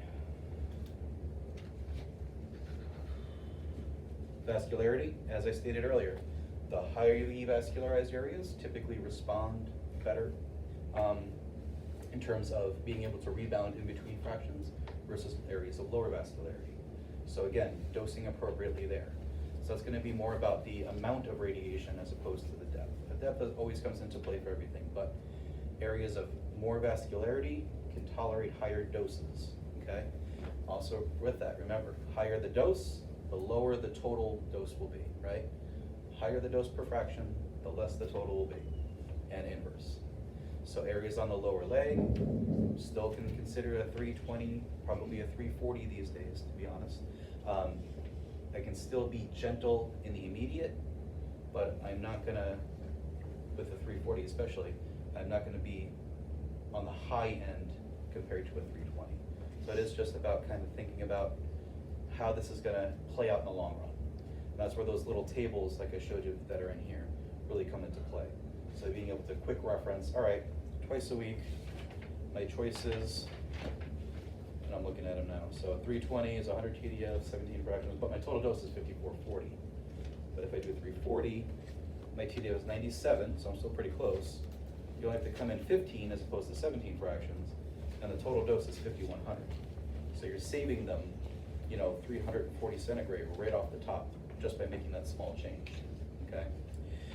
So again, we really recommend considering that middle ground. So 340, 360, in addition to 320 and 380. So that full range is definitely where we recommend being.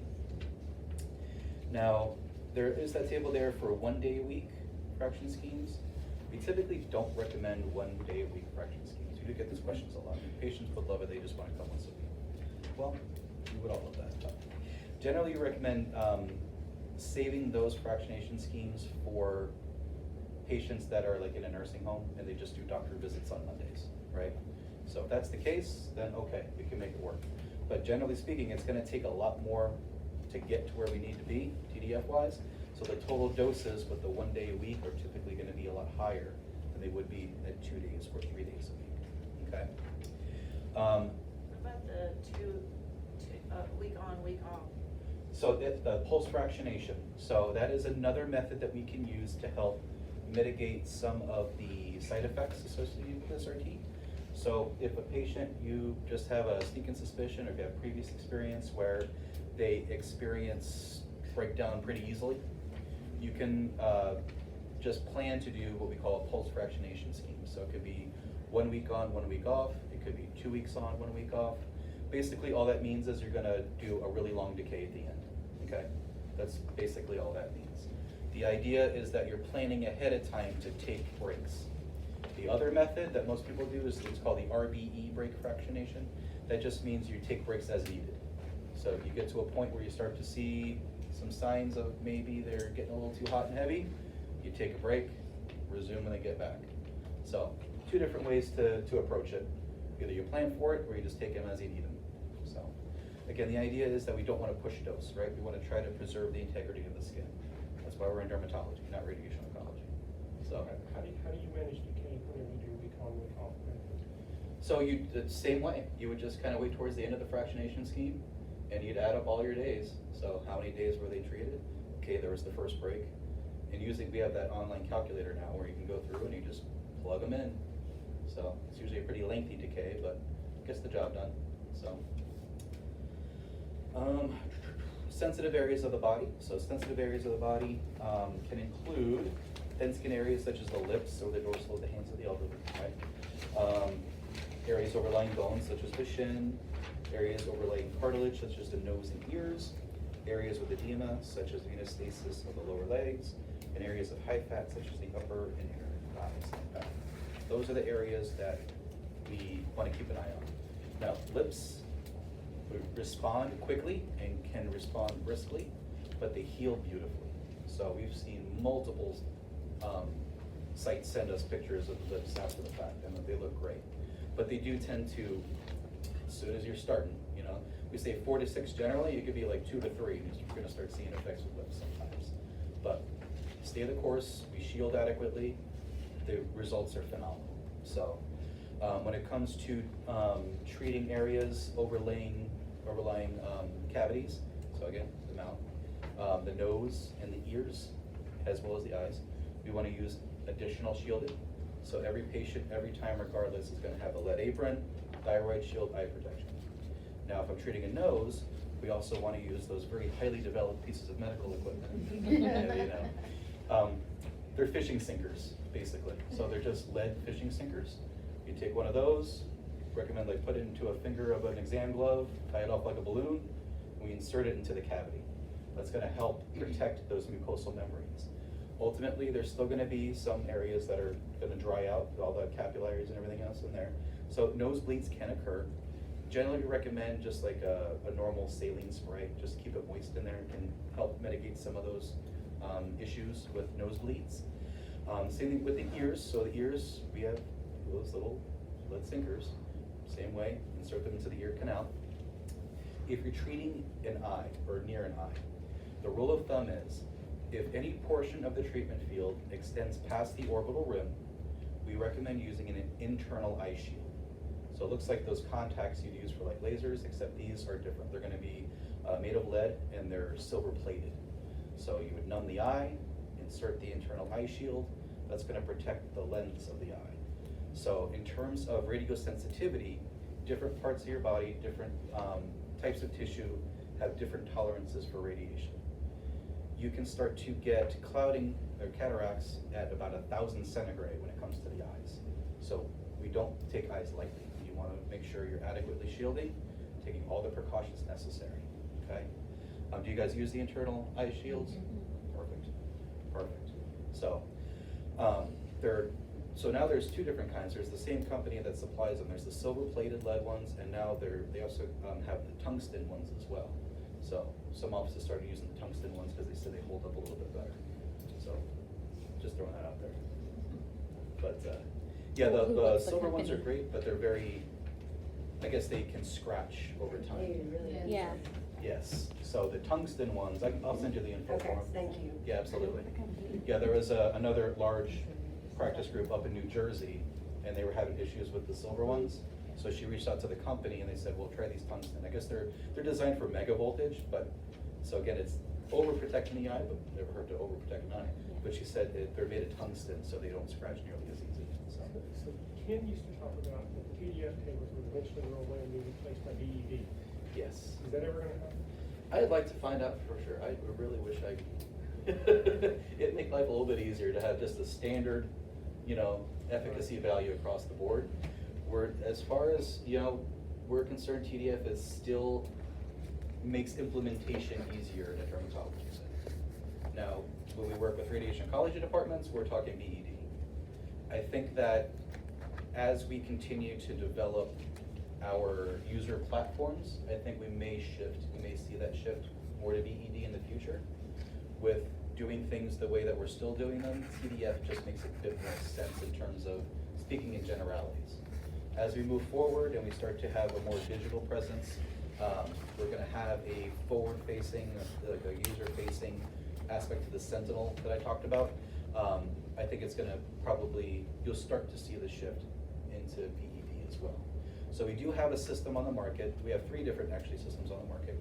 There's the SRT 100s, which are the workhorses. There's an SRT 100 Plus, and then there's our SRT 100 Vision system. So the Vision system has onboard computers, so there's an EMR. It actually has ultrasound capability, so you actually visualize how deep the lesions go, which is fantastic. But I'm not a salesman, I promise. But the other aspect of that, it does have software, there's algorithms involved that not only calculate BED, but also TDF in real time. So where the chart may say, okay, 320 twice a week, 17 fractions is 100 TDF, it's gonna read your specific dosing and say it's actually 99 in your case, or it might be 101. So it's actually gonna be a bit more precise. So in the future, I think the goal is to be able to have that for everybody. So, but I think that's where we may start to see the shift into BED as opposed to TDF. So it's a great question. All right. Sensitive areas of the body. Continue. Pulse fractionation and RV brake fractionation. There we go. Just discuss those. So again, we don't push dose. Take the brakes when you need them. Okay. Dose decays. We talked about those as well. So anytime there is a break of 5 days or more in between treatments, you want to do that dose decay. That does just give us an idea of how efficacious we're being in delivering our radiation. So it's not just about achieving a number, it's how frequently we're doing it, how efficient we're delivering those doses, okay? Patient selection and treatment. Age of the patient. This is a question that we get asked often. It'd be great to do SRT on anybody and everybody because cosmetic results are fantastic. That being said, radiation is forever, right? So, if I were to treat a superficial BCC on a 30-year-old, and I delivered 5,000 centigrade, they could have another 70 years plus maybe of life ahead of them, where they're going to come into contact with all these environmental types of radiation. They may have other radiation therapies or treatments in the future. So generally speaking, we recommend, and again, this is our conservative approach, probably 55 and up. You know, some offices say like outside of childbearing age, just as a number value. We're not really going to be interacting much with any, reproductive type organs. We're superficial, but just as a number value, having that range and above just helps mitigate some of those future occurrences. So there's always what we call latent effects that can occur. The later in life a patient is, the less time there is potential for latent effects to occur, right? It's a really sad thing to think about, but the older you are, the less time you got. So, that being said, generally 50 to 55 is where we kind of recommend, but it really is up to each individual practice. There isn't a hard number that the government says. It's going to be a discussion to have with the patient and decide in-house. Okay? Any questions on that? Perfect. But we do 59 and above. I like that, even better. but you're saying you can go lower. Well, I mean, there's no government, there's no number that is the law, is what your decision is. I think the farther, the longer, the deeper you set that number, the better off, but that's my opinion, so. I like 59 and above. Not to mention, if you get to Medicare age, Medicare covers this, right? So, in order to keep it there. So, that's another benefit. All right, cancer type. So we are FDA approved for non-melanoma skin cancers and keloids. There are other indications of use, which there are some protocols in that, but I don't think you're going to be treating too many Peyronie's disease patients in this office, but you never know. So that's usually the look I get. There are other indications for use, but yes, we are FDA approved for non-melanoma skin cancers and keloids. Okay.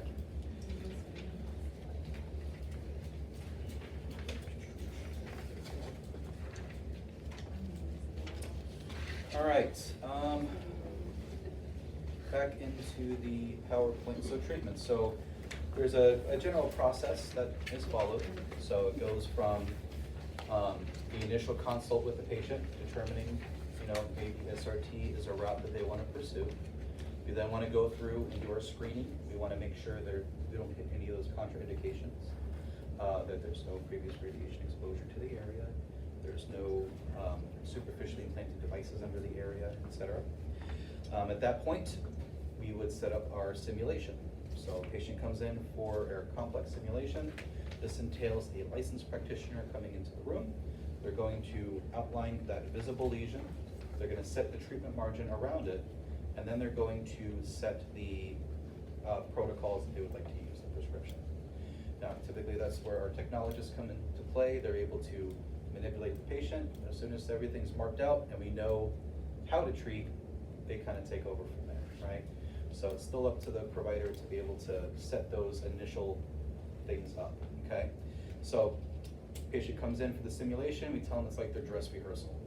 Generally recommend doing everything but actually treating, more to get the patient accustomed to what is gonna happen, and to take a bunch of pictures so we know exactly how to set the patient up each time. So again, pictures, pictures, pictures, pictures. The whole idea is, if technologist A does a simulation, technologist B should be able to look at the pictures and know exactly how to set them up the same way.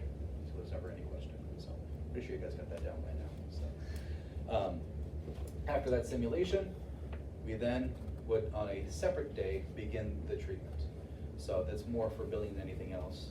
You can't charge a treatment and a simulation on the same day. So it's got to be separate days. From that point, it's pretty much let her rip, right? So you're just gonna have the patient come in for their scheduled treatment days. Now, when it comes to those decays that we talked about, decay is anything 5 days or more in between treatment days. There is a threshold value for that though. So generally we say we can calculate a dose decay up to 100 total days of interruption. So theoretically, a patient can miss 100 days throughout the course of treatment, and we can still figure out where they ended up. Now, we don't advertise that to patients because they're going to try to test that theory, right? So we always tell them we expect you to come for your scheduled appointments. It's good to ask patients at the consult, do you have any upcoming vacations or any plans to leave? Try to factor that into your treatment plan.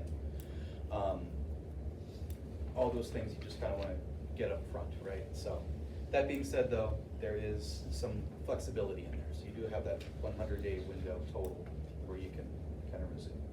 Now that being said, if you had a patient that started SRT, maybe only got like 2 fractions in, then they disappeared. Well, now it's a year later, they come back, oh, I want to pick up where I left off. Or I want to start over. That's usually what they say, I want to start over. Radiation is forever. You never can start over. It's already been done. So if they started and it's been over 100 days, SRT is no longer an option, okay? Because we're just going to add onto what we already did, and it's going to push you past that threshold. So unfortunately, at that point, other treatment options, okay? You guys had that happen? Mm-hmm. Always does. So yeah, they disappear, and then they show up 6 months later. All right, start over. No, that's not how that works. All right. right, there is our clinical documentation. So in that back folder, the back pocket, there is a packet of paperwork that we recommend. They all say sample on them because legally I am not allowed to give you paperwork and say, here, use this for your patients. This is just, and I know you guys have EMR, but this, especially for the newer people that are kind of learning SRT, this just kind of helps set things up for you a little bit. So there's a patient eligibility sheet, which is fantastic for not only pre-screening your patients, it's got contraindications at the bottom. It's great if you're trying to go through third-party insurances. This is your setting the stage for why SRT is being chosen. Next, there is a simulation sheet as well as a treatment time calculation at the bottom. So this is where we're setting up the patient, determining what size our field's gonna be, what size shield we're gonna use, what size applicator we're gonna use, and all of our specific dosing values. Then there's the prescription and fraction log. This is the one that most people will use no matter what, even with the EMR. It's just better to have a nice paper copy. So you've got your treatment prescription, a good, kind of a best practice. Patients in the room, we're ready to go, everything's set up. You get to the console, all right, that's Mrs. Smith.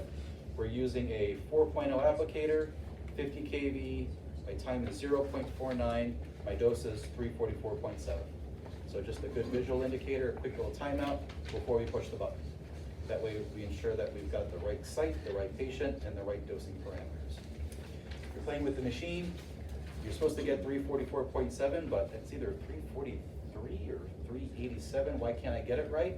It's usually because the wrong applicator is on the machine or the wrong kV energy is selected. Have you guys ever had that happen? It's like, yeah. So that's why you always want to double check before you push that button, okay? Also in there is a paper decay form. However, like I said, there is the SRT University has that decay calculator. So you can just put in the values, it'll calculate it for you, and you can either save it as a PDF or print it off. So, which is just nice and convenient. With that decay calculator, once the results are done, if the TDF falls below 95, there is a results section, which will say, TDF is below 95, a correction may be required to achieve, and it's going to give you a value. That correction is an extra fraction. The value that it gives you would be the TDF associated with one additional fraction. The calculator will only ever tell you the TDF value of one additional fraction. Let's say we had some crazy decay, the results came in, it came in at 83, this is my final. It would say results less than 95, correction may be required to achieve, and it might only say 89. It's not gonna give you multiple fractions to get the pretty value, right? Because every time I do an extra fraction, I'm raising the total cumulative dose. So for patient safety purposes, the calculator will only ever give you the TDF associated with one extra fraction, okay? That's a big thing. Got a couple questions about that in the past. So I just want to make sure I touched on that. All right. So other in there's extra prescriptions, and there's like an E&M form there as well. So, but yeah, so look at that at your leisure. Like I said, that packet's good for people that are kind of learning a little bit about the process for treating patients. So I'm going to skip ahead a little bit. I'm going to go to reactions. So there are two different types of reactions that we expect, well, there are two different possible types of reactions. Our acute reactions and our latent reactions. The acute reactions are the ones that we expect to see. That's going to be the reddening of the skin. You're going to see our erythema start to set in. Again, typically about 4 to 6 fractions. We can tell patients it could start to look like an aggressive sunburn, but it shouldn't feel like one. No, patients respond differently. Some patients get super red, some don't. You just never really know who's gonna end up where. It can be dry and scaly, it can be itchy, that's kind of normal. You guys have whatever protocols you use in between treatments. So whatever I say, this is the conservative approach. We recommend keeping the area free and clear throughout the course of treatment, and even about 2 to 4 weeks after the final treatment. said, not everybody does that, and it doesn't mean it's wrong, but we try to keep that area clear. The reason being is that we are starting a biological process by undergoing the beam. So things are happening though in the skin in between fractions. So things aren't only happening when they're under the beam, okay? We're gonna have cells that are breaking down, building up, breaking down, building up. So that area is gonna be warm to the touch. If a patient gets in the habit of keeping it tightly covered, either with clothing, bandages, or even some topical ointments, that skin can erupt. You basically are gonna accelerate that breakdown process because there's nowhere for that heat to kind of go. You can have a brisk reaction because of that. It is a good habit to always go ahead and wipe down the treatment field prior to treatment. Different reasons for that. A lot of the ointments that are out there, so like Vaseline is one of them, they use titanium oxide as the coloring agent, so that's why it's kind of a white color. So titanium's a metal. So if I have anything left on my treatment field and I'm trying to treat, I have a nice barrier of metal over my treatment field. So I'm going to basically scatter a lot of my beam. So you want to be careful with that. Okay. That being said, there's what we would love to do and what really occurs in real life, right? So we've got Mr. and Mrs. Jones. Both of them have BCCs on the tips of their nose. Mr. Jones is a golfer, so he wants to go golfing. You're going to tell him, you know what? Have at it, hit the links, right? Best part of this treatment is you can do your normal physical activity. That being said, though, you're going to wear a nice wide-brimmed hat. You're going to keep it out of the sun. If there's it's a super sunny day, go ahead, you can put some sunscreen on when you get to the links, but as soon as you get to the clubhouse, wash your face. We don't want to leave it on there, okay? Mrs. Jones is a bingo player, and again, we're treating her nose. We're about 6 fractions in right now, and she's starting to look like Rudolph, right? Nice and red. Well, it's bingo night, and there's no way in hell she can go play bingo looking like Rudolph, right? So she's gonna put makeup on. You advise against it, but if she's gonna do it, put it on before you leave, wash your face when you come home, okay? We don't wanna keep it covered up.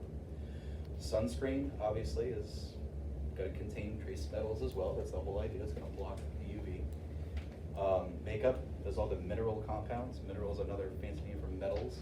So any makeup on the area could block the beam as well. So we want to make sure those areas are cleaned thoroughly before we even start setting up the shields, okay? That's a big one. Yes? What is the best way to wipe off? Great question. I would honestly just use some water. Yeah, tap water. You've got a sink in the room. If not, saline. We don't want to use alcohol, you know what I mean? Because they're going to start getting itchy and scaly. We really don't want to attack that with some cleansers. Now that being said, there are certain cleansers that have, from the feedback we've received, that have helped mitigate some of the itchiness and scaliness, as well as decrease the chance of infection. The sodium hypochlorite washes, like CLN is a popular brand. Those sodium hypochlorite washes, the feedback we received, have helped ease that itchiness and scaliness, as well as decrease the likelihood of any infections in the area if it were to open up, okay? If you do get to a point where a patient starts to have that really aggressive moist desquamation, ulceration, you're gonna hold treatment, obviously. We would also recommend not necessarily treating topically immediately. So generally, like oral antibiotics would be a good place to start. Let it try to dry out a little bit. If it's still giving you trouble after a week, then you could probably start with the topicals, but we don't want to immediately start putting stuff on there. It could exacerbate it, okay?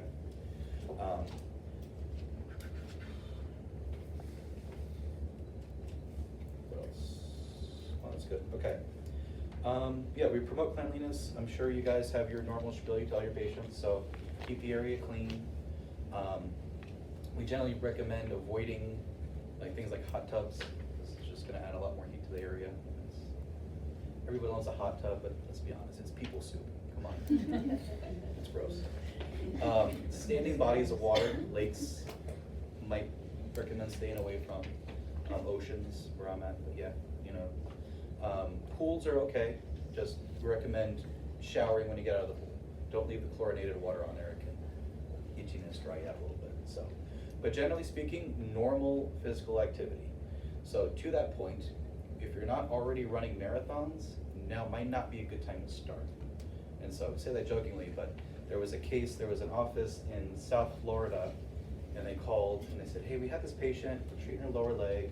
She did great throughout the entire course of treatment.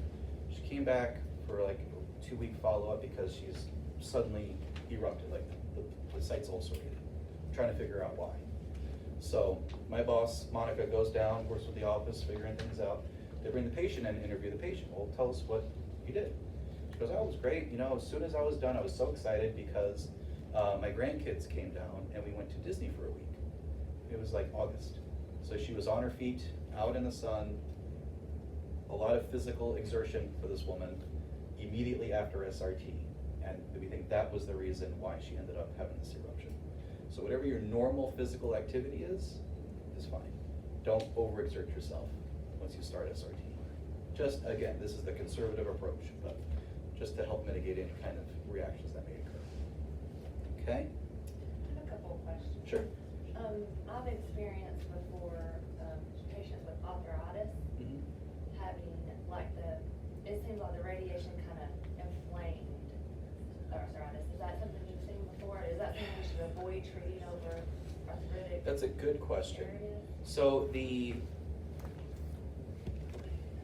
So we've got a member of our team. He's actually our VP of clinical development, but he's also a physician. And so he helps us on the clinical team a lot with these kind of questions. And we had this question come up recently, and there are studies that support both sides. So higher doses of radiation can result in some damage to the bone, whereas lower doses of radiation actually have been proven to ease arthritis. So where we fall in that, we're still not 100% sure yet, but we are actively exploring. We're working with some radiation oncology departments to perhaps start regimens of low, so probably like 100 to 200 centigrade for certain conditions. So they've got the like the contractures of the fingers. SRT has been shown to actually help relieve that. So we're ever evolving. But to that question, I've heard both sides of it. So I'm trying to get some more studies involved. Because me saying things is one thing, but to actually have a peer-reviewed journal article is a heck of a lot better. So we are actively trying to dig up some of that stuff. And to that point, we had a version of a clinical reference guide, which was just basically a one-stop shop, a bunch of different peer-reviewed articles. We are currently revising that to get the most updated studies. So we hope to launch that, and it's all gonna be on the SRT University. We'll probably make an announcement. So to that point, we really try not to blow up your email inboxes with stuff from us. So when you do see something, it's usually because it's something exciting. So, but we do hope to have that out. I think he's just finishing up, it's the same guy, his name's David Solomon. So he's just basically formatting the document. But the idea is I think it's gonna be a PDF. There's links to it, so bring it right to the actual paper itself. That way you can get it from the horse's mouth, so to speak. So, but to that point, I've heard kind of both sides of that, honestly. So, I wish I had a little more definitive answer for you, but no, it's a good question. It's something that, I think that we are gonna delve into a little bit more as time goes on. In that situation, then I guess you just decide whether the patient needs to just go to a different treatment or just Right. take a break and see if it gets better and then restart, see Yeah. how it goes. Yeah. And if it's that patient, okay, well, we know we already had an issue once, then I probably would pursue, depending on where it is, right? If it's on the hand, then okay, maybe not SRT. But if it's somewhere else, then you can probably consider, but yeah, case by case basis kind of deal. But that's a good question. Any other questions while we're here? We're getting towards the end, I promise, so. Do you guys have a thing for how to track failures? It's hard for us because we're here to support, but doesn't mean we always get the same information back again. So a lot of the papers that are out there are consensus guidelines from users. So that's where we can report, I think, depending upon the subtype, I think it averages out to about 98% non-recurrence rate. Then it will report some of the failures. So we will have that study on there as well. So I'll be able to provide everybody here with definitive articles that have been published. So I just wanna make sure we get the right papers, you know, everything, the most current information, It's 99% now? like 98%. Okay. But Is it it depends average? at what age, it depends at what. It does, and that, the papers delve into that. Histology and all that. Yeah, so the papers do delve into that independently, individually, so there's different papers written at different times. We just wanna make sure we've got the most current data. So a lot of them are like retrospective, so we're trying to make sure we're getting the correct numbers. But on average, I believe we can safely say it's a 98% non-recurrence rate, so.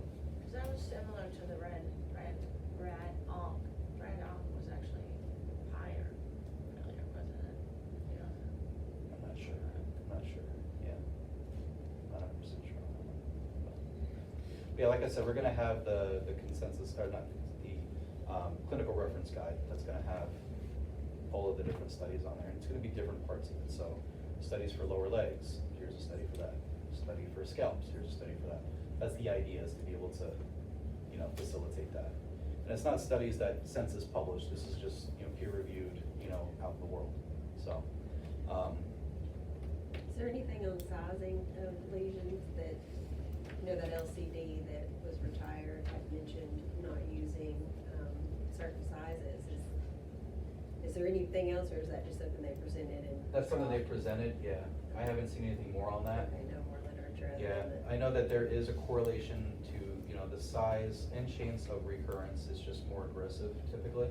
So by nature, there's a bit of a higher chance. I know that those consensus guidelines did break out sizes as well, so there's a little bit of information on that. But again, the goal is to be able to have a repository of information for all these little nuances as we go along, right? It's easy to talk in generalities, but, you know, we want to be as specific and give the most accurate information available, so. Was there anything from the said LCD that Sensus did agree with? I'd have to go back and look at it Okay. again, yeah, I'll be honest. Okay. I haven't looked at it in a while, so. But yeah, like I said, we're Okay. gonna have some more stuff coming out. Thank you. Absolutely.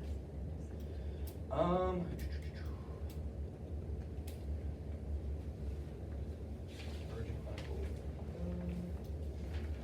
Talk about general skincare recommendations. Radiation safety, so this will be the last little portion we'll talk about. So radiation safety, there are two different aspects to radiation safety. Radiation safety for the patient and radiation safety for the healthcare worker. So in terms of radiation safety for the patient, as I stated before, every patient, every time, is gonna have a lead apron, thyroid protection, some kind of eye protection, and a lead shield over the treatment tube, okay? Now, even though, you know, we can tout our low LET, minimal coronas, abilities, we have nice clean lines when it comes to delivering radiation, you can't focus an X-ray, so there's always potential for scatter. That's why we always use those lead shields, okay? Again, you've got the kit with the pre-cut circles, you have the ability to create your own, whatever you need to do, lead shield over that area. You wanna protect any outlying skin. The only person in the room when the machine is producing radiation is the patient. So no family members should be permitted in the room, no employees should be in the room. Generally speaking, these treatments are 30 seconds or less, so it's not like they're gonna be in there a whole long length of time. They don't have to hold still for 15, 20 minutes at a time like some radiation therapy procedures, so these are gonna be pretty quick. Easiest thing to say is you've got one set of protection equipment, and it's for the patient, so. Sorry, spouse, you can wait in the lobby, wait outside, whatever you guys would normally do, but the key is there, only the patient's in the room, okay? Radiation safety for the healthcare worker. As I mentioned before, the rooms are all lead lined, so you wouldn't know it looking at it, but again, it's just the drywall on our forward-facing side, but there is a sheet of 1/16 inch thick lead. That is the requirement in the United States. So 1/16 of an inch is all that's needed for KV type energy. It is up to, I believe it's 80 inches tall. So the room is lead lined, the door is lead lined.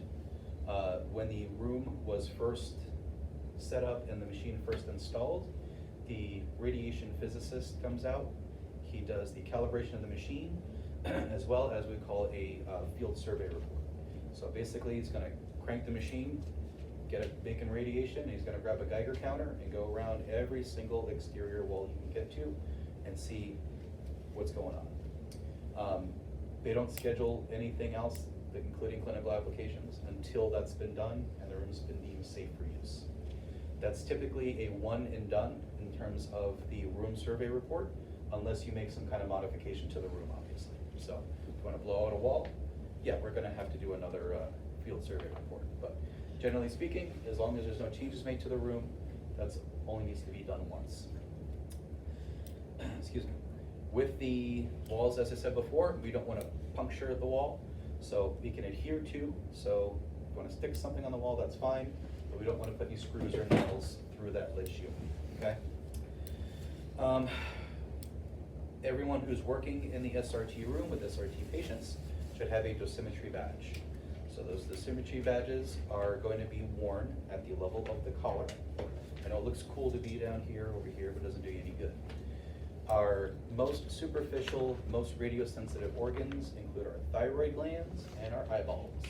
So we want our dosimeter up here to give us the most accurate reading, because those are the most sensitive areas, okay? Which is more sensitive? Your eyes, That settles a long-standing I think. argument that, there are debates Right. during my 40s.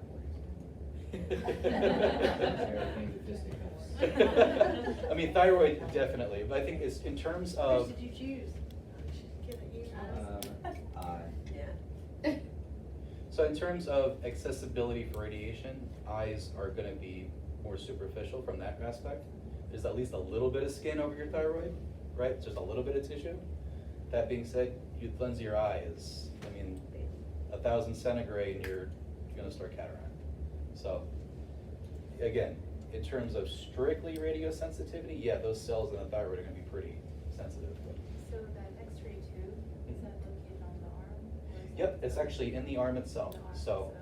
Yeah, so in a normal setup, you're gonna have that applicator that sits and actually makes contact with the lead sheet. Right beneath that applicator is gonna be the filtration we talked about, that thin piece of metal. But right beneath that is, yep, that's where the biscuits are made, right there. Is there lead lined as well, or no? Yeah, so that's a great question. So the housing is lead lined as well, it's shielded. The applicators themselves are made of brass, so that is dense enough to contain the X-rays. The only potential for scatter to escape is at the end, actually at the end of the applicator, there is a clear plastic tip. So those clear plastic tips are just simple acrylic, they're nothing fancy. That's why we want those lead shields in place. So they're designed to be clear so we can ensure we can see through it and make sure we're adequately positioned. But that is a spot for scatter potentially to occur. That's why the lead shielding is in place. Is there a way to like maybe design it so you can cover it up once you're in position, or slide something down, or does it affect the scatter? It can affect the scattering. Honestly, it's just typically in setups, it's just easier just to put the shield on and pop that guy right on there. For twofold, right? It's just easier and set up manually, but also the lead shield should be the only thing really touching the patient. So the applicators aren't gonna come in contact with the patient, so it's less things to be contaminated. So if it's a lead shield, I can pretty much use anything to clean that, right? Whereas the clear plastic tips, being just clear plastic, we don't recommend harsh cleansers. So alcohol especially will kind of make them cloud over time. So we want to be a little more ginger with that. And that being said, I would still use cavity wipes because that kills everything. But you shouldn't have to clean them as frequently or as thoroughly because they're not coming in contact with the patient's skin. So, yeah, it's a good question. I don't know where I heard it, but I heard that the acrylic part was actually lead lined, but I guess it's not. No, they're just, yeah. Yeah, with ours, it's just a clear plastic, nothing fancy, but. Why wouldn't they make that lead? Hmm? Why wouldn't they make that a lead? Because if you needed a replacement, it probably costs you about 5 times as much. Yeah, it would, okay. That's a simple question. Yeah, you're Yeah. right. Thyroid got out or something. When you asked, I was like, that's a great question. It is, and it is, But you could do that. you could, no, absolutely you could, yeah. Or make But the coronas The weight. were were It'd be heavy were measured pushing down even on with it. that opening there, right? Yes. So, you see, to your point, the coronas were very small though. Right, there's Yeah. not a lot coming out of there to begin with, so it is just added protection. And it, so the different reasons for using the lead shields, right? So obviously the paramount one is for patient safety. You want a lead shield in place. The other side of that, a 77290 billing code is your largest paying code, and that is for the design and implementation of a lead shield. So if you don't use a lead shield, then you can't bill for the simulation. So that's another big reason why lead shielding should also be used. So first and foremost is patient safety, because there is always potential for scatter. Secondly, it is part of the billing process. So. Quick theoretical question, if you were to shoot a beam without any impedance, you know, like, how far would it go before it just drops off? You know how photons just go and they. Yeah, so again, it's gonna depend. Or 50, it's just that, say the average 50. You know, Right, how at far 50 would it kV, go? I don't know the specific how far. It's not gonna be super Not far. right? No, it's really not. It's really not. Because we get asked that, and then the same, kind of the same idea. So they ask, well, if you open the door during a treatment, am I getting irradiated? And potentially, but those x-rays are, again, are light, so they're traveling at the speed of light. So generally, by the time you get the door open enough to expose yourself, because as soon as it breaks that contact, that's an electrical signal that's gonna cut off the beam. So by the time you actually open the door enough, those x-rays have pretty much dissipated. So minimal, if any, in that regard, okay? Another patient safety aspect, or radiation safety aspect, so, good question. All right, so your badges, you're gonna wear them up here at the thyroid. Everyone wears their own badge. You do not share badges. By enrolling in the badge program, you establish a radiation record for yourself that can be used. You actually get those records, you can have them for the rest of your career. So you don't want someone else's results on your report, right? So only wear your own badge. The badges are typically worn for 3 months at a time, so they're gonna tell you their wear period on there. About 2 weeks before the end of that period, the company sends out the new badges. At that point, we just recommend, as soon as you get the new ones, collect the old ones and send them back. With the new shipment, and with any shipment, you're gonna have the individual badges as well as a control badge. So the control badge is labeled control badge, and it just lives in the office. So it monitors the natural background radiation of that facility, that specific site. You send that control badge back with that batch of badges. Then the company basically says, okay, here's your value, subtracts the control badge value, and whatever is left is your occupational dose, okay? That's really just dumbing it down a lot. I'm sure the symmetrist would have some words with me if I said that to them, but that's basically the idea. So you're just trying to figure out how much radiation did you receive because of the actual devices you're working with, okay? I'm sure you guys have seen most of the time when you get the reports back, it's usually 0, M, SL, whatever terminology they're using. Different companies use different ones, but it's basically nothing, you know? It's rare that you really get a value on that, but with the badges, again, just kind of best practice, we recommend keeping them in the office, don't take them home. They're a lot better than they used to be, but again, inside of those badges is typically a piece of heat-sensitive film, so they can be corrupted a little bit. So, speaking from experience, if you happen to leave your dosimetry badge in the car over the weekend in July, it can give you a false positive. Or my favorite one is you left your dosimeter on your scrub top and it went through the wash and the dryer and the damn thing's still attached. It can end up with a false positive. So if that were to happen, you would just notify your radiation safety officer and say, hey, it went through the dryer, sorry about that. And that way they can just make a note, like, didn't really receive an absorbing amount of radiation, they just put it through the dryer. So, but to combat that, recommend just get a basket, keep it outside of the SRT room. I went and did a training, they kept all their badges in the SRT room. I'm like, that's not smart, don't do that. 'cause That you're should just- tell you a lot about the readings. Yeah. So we remedied that one pretty quick, but yeah. So keep it outside the SRT room, keep them in the office, that way you don't have to worry about it. If anyone who is actively badged becomes pregnant, I always people are like, oh. There is a separate course of action that can be followed, two different paths. Either remove that person from the SRT rotation, or it's safe to work with them. If you decide to continue to work with the SRT device, you just have to enroll in a fetal monitoring badge program. So there's a declaration of pregnancy form that you can choose to submit. Basically says that I, so-and-so, as of this date, declare that I'm pregnant. At that point, the company would send you a fetal monitoring badge that is worn at the hip, and it gets changed out every month as opposed to every 3 months throughout the course of pregnancy. So that just keeps you compliant with state guidelines. So that's every state has the same process for that. So. Any questions on dosimeters?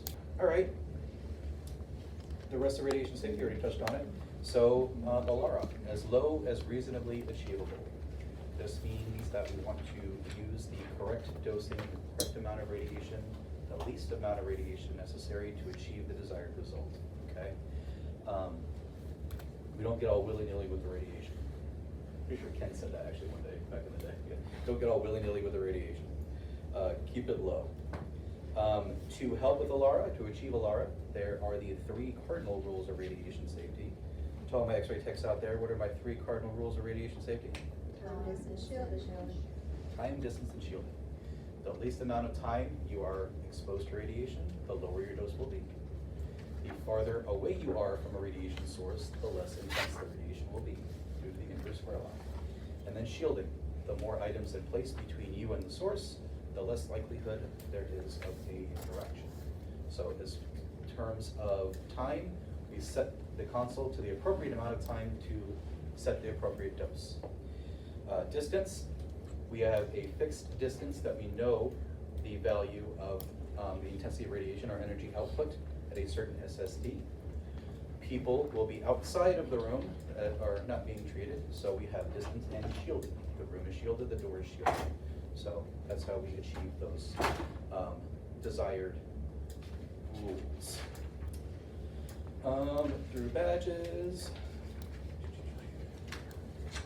talked about shielding.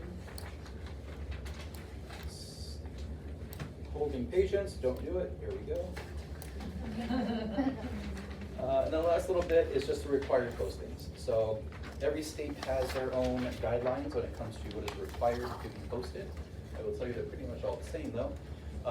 Next to the console or within visual, easily visualized at the user console, you should have the latest output sheet from the radiation physicist. So that's gonna serve as your technique chart. So basically every year they come out, they recalibrate, they're gonna send you a full report, but there'll be a page out of there that you can break out, and it's just gonna tell you what the dose rates are for each applicator at each of the kV energies. That's posted. Next to that, or near it, are the emergency procedures. This is just what to do in case of emergency. Generally, to summarize, turn the machine off, remove the patient, contact service, and the RSO. Pretty straightforward. Additional postings, you need to have a sign on the door that designates that room as containing an X-ray device, so usually just an X-ray sign on the door. There's different ones out there, there's paper ones, some are laminated that we bring sometimes, but you can actually order those on Amazon. So it's actually kind of cool, but anyway, because what can't you order on Amazon? Anyway, you can order your radiation signs on Amazon. And then lastly, there's a notice to employees. So that is state specific. That will come from the state of Georgia and or Tennessee, and it just outlines what your rights as employees are working in a facility containing an ionizing radiation producing device. And that typically gets posted wherever employees congregate, i.e. the break room, or like where you put your OSHA posters, that kind of thing. So those are things that a state inspector may look for if they were to be doing an inspection. Another thing I'd like to mention in terms of inspections, we don't recommend leaving the key to the system in the console if you're not using the machine. So at the end of the day especially, or on non-treatment days, remove the key and put it out of direct line of sight. So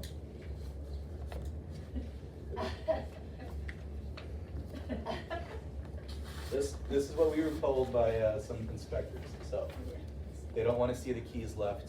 It is not even enough sometimes for just to remove it and set it. It has to be out of direct line of sight. So it's just an easy thing for them to keep out. So An easy thing for us to lose. Yeah. the system typically ships with 2 keys. We recommend keeping one with the system and putting the other one in a safe somewhere. So you always have a backup, but understood.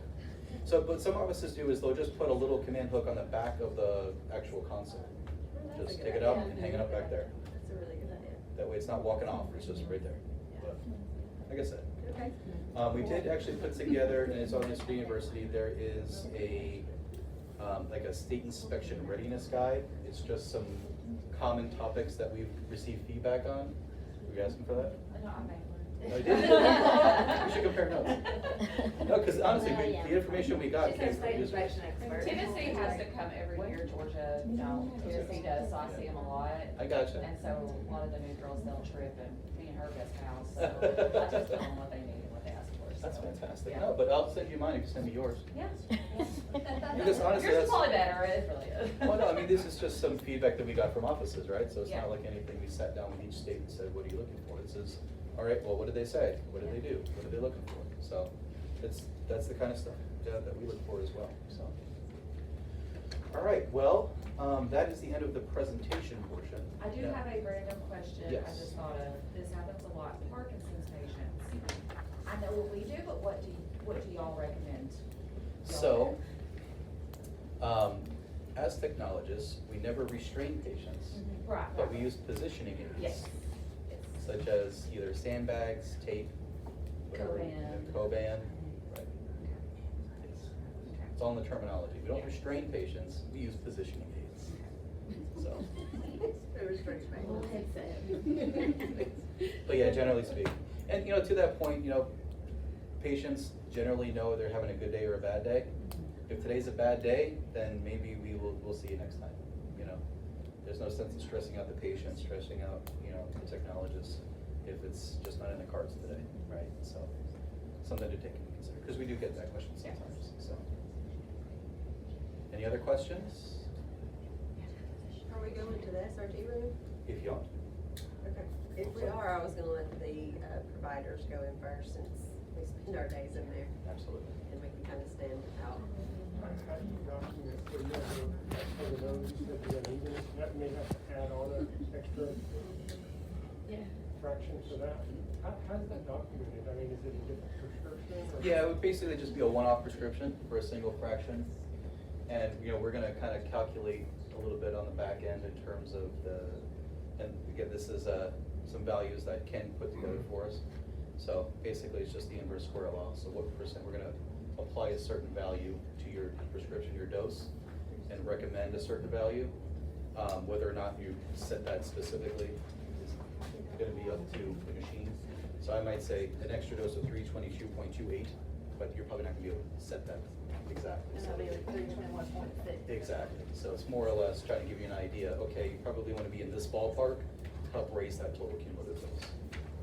So, You need to block the actual node part. right, and only expose the area that had that gap, that measurable gap. So, Would, making a shield for that, can that be charged to you separately, or is that all up front? Simulation? There are other shielding codes out there. It's a difficult question in that there's some other entities out there that have muddied the waters in terms of all the billing and the coding that's appropriate. So to that point, I can now defer. We work with a company, MedIQ, you guys have worked with. I would certainly bounce that question off of them. They supply and support all of our users with SRT, billing and questions. I would definitely send them an email. So we have 15 fractions needed, or 16 fraction would just be a different prescription? Right. Yep. Any other questions? You guys ready for the exam? I don't want to grade you. There's no exam. There is no exam, I promise. What's the lifetime threshold for skin? 7,000. What's the rage retreat to? 45 to 5. At what number do we get permanent alopecia? I'm so proud of you guys. Well, that's all I got for you guys, so we can go play in the room for a little bit. As we call it. Yeah. You did remember that? I do, they remember me. It is on wheels. Nice to see you. So this will move around. She does have a little junk in the trunk, so sometimes it takes a little bit of oomph to get it moving. Again, inside of this cabinet, we've got our computer systems as well as that water tank, so that's why it's a little heavy. But when you're over by the handles here, it does move. You got nice hard floors, so it's usually not too much of an issue. Up here, this is our X-ray tube. So this is where the tube is housed. It is just a cylinder shape. If I turn this over, you can see, now you're all irradiated. No, I'm just kidding. So being the glorified light bulb, I like to say it only makes radiation when we tell it to. So just like with a light bulb, turn the switch on, it's on. Turn it off, it's off. Nothing radioactive in here, nothing continuously producing radiation, so it is safe to be around in that regard. But right here, that is that piece of aluminum filtration I talked about. So there is a little cylinder. The machine will automatically rotate that cylinder to select the correct filter, automatically depending upon which KV is selected. Right beneath that, that's where the magic is made. So that is the X-ray tube itself, right in there, okay? This is our port. This is where we mount the different applicators, so all different shapes and sizes. There's all the way to a 10 back there. Most of them are going to be, and it says it right here, a 15 centimeter SSD. That means when it's placed, it is a 15 centimeters from the source to the patient's skin, okay? To install any of these, they're all going to look the same on the bottom. There's going to be 3 tabs. One's got this little half-moon notch cut out of it. That notch is a position indicator. It's going to correlate to this little red dot that's right here. So we just rotate this outer ring. We align that notch to the red dot and walk it back. Now, at one point, this would have been spring-loaded, where if I let go, it snaps back into place. This has a little bit of wear and tear because, and we won't name any names, but somebody probably would rotate this and then let it go. It was the old SRT, girl. Exactly, exactly. So it wears out. You can still hear it in there. This is just metal on metal, so over time that spring probably broke. However, we can still do what we need to do. So we're going to overlap those tabs. This fits in only in that designation. It's like a puzzle piece. It only fits in one orientation, okay? So notch the red dot, secure it in place, then I say give it the wiggle test. I say that because if I am not completely open with this, if I'm off a little bit, I might think I'm in place, but I'm not.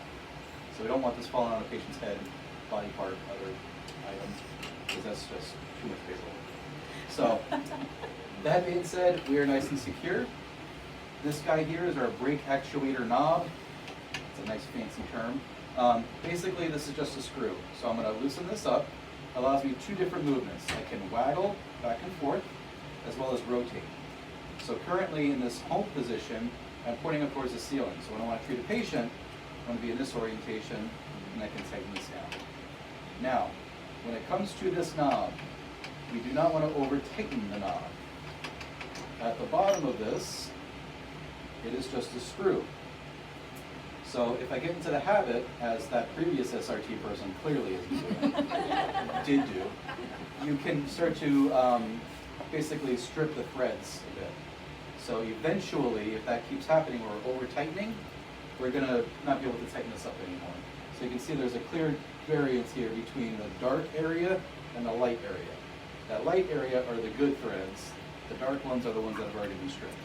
So over time, this may have to be replaced, but we'll keep it going for now. So generally, we say you're going to turn it until it stops turning freely, and then about a quarter turn more is all it should really take. You don't want to crank on that, okay? This is our arm assembly, our brake arms. You've got these snap blocks here that allow you to manipulate the tube. So you put it in place. At that point, you then lock them down. There's different variations. These have the clips. There's other ones that have knobs. It just depends on which version gets sent out. So these I do like, actually. because when they hold, they hold. All right, you do have the ability to raise and lower this entire arm assembly. There's a lift control here, so this whole arm is actually a two-stage arm. So you can raise this up, and it's about 2 feet of travel. So that really helps when you're trying to position on the opposite side of the body, whatever you need to do. That lift is paramount. This guy here is your beam block. This is what's used during that warm-up process. So during the warm-up, we're actively producing an X-ray beam, but it's a non-therapeutic beam, so we don't need it bouncing around the room. So this guy, I'll pass it around, is cast as solid brass. So it's designed to contain the X-rays within this housing during that warm-up process. The other thing that it does is it keeps this free and clear of any dust or debris. Because as I said, you've got the filter wheel and then the X-ray tube. So we don't want to keep this open to the world. Something falls in there, dust accumulates over time, it's going to gum up the works. So whenever we're not treating a patient, we're going to put that beam block back on.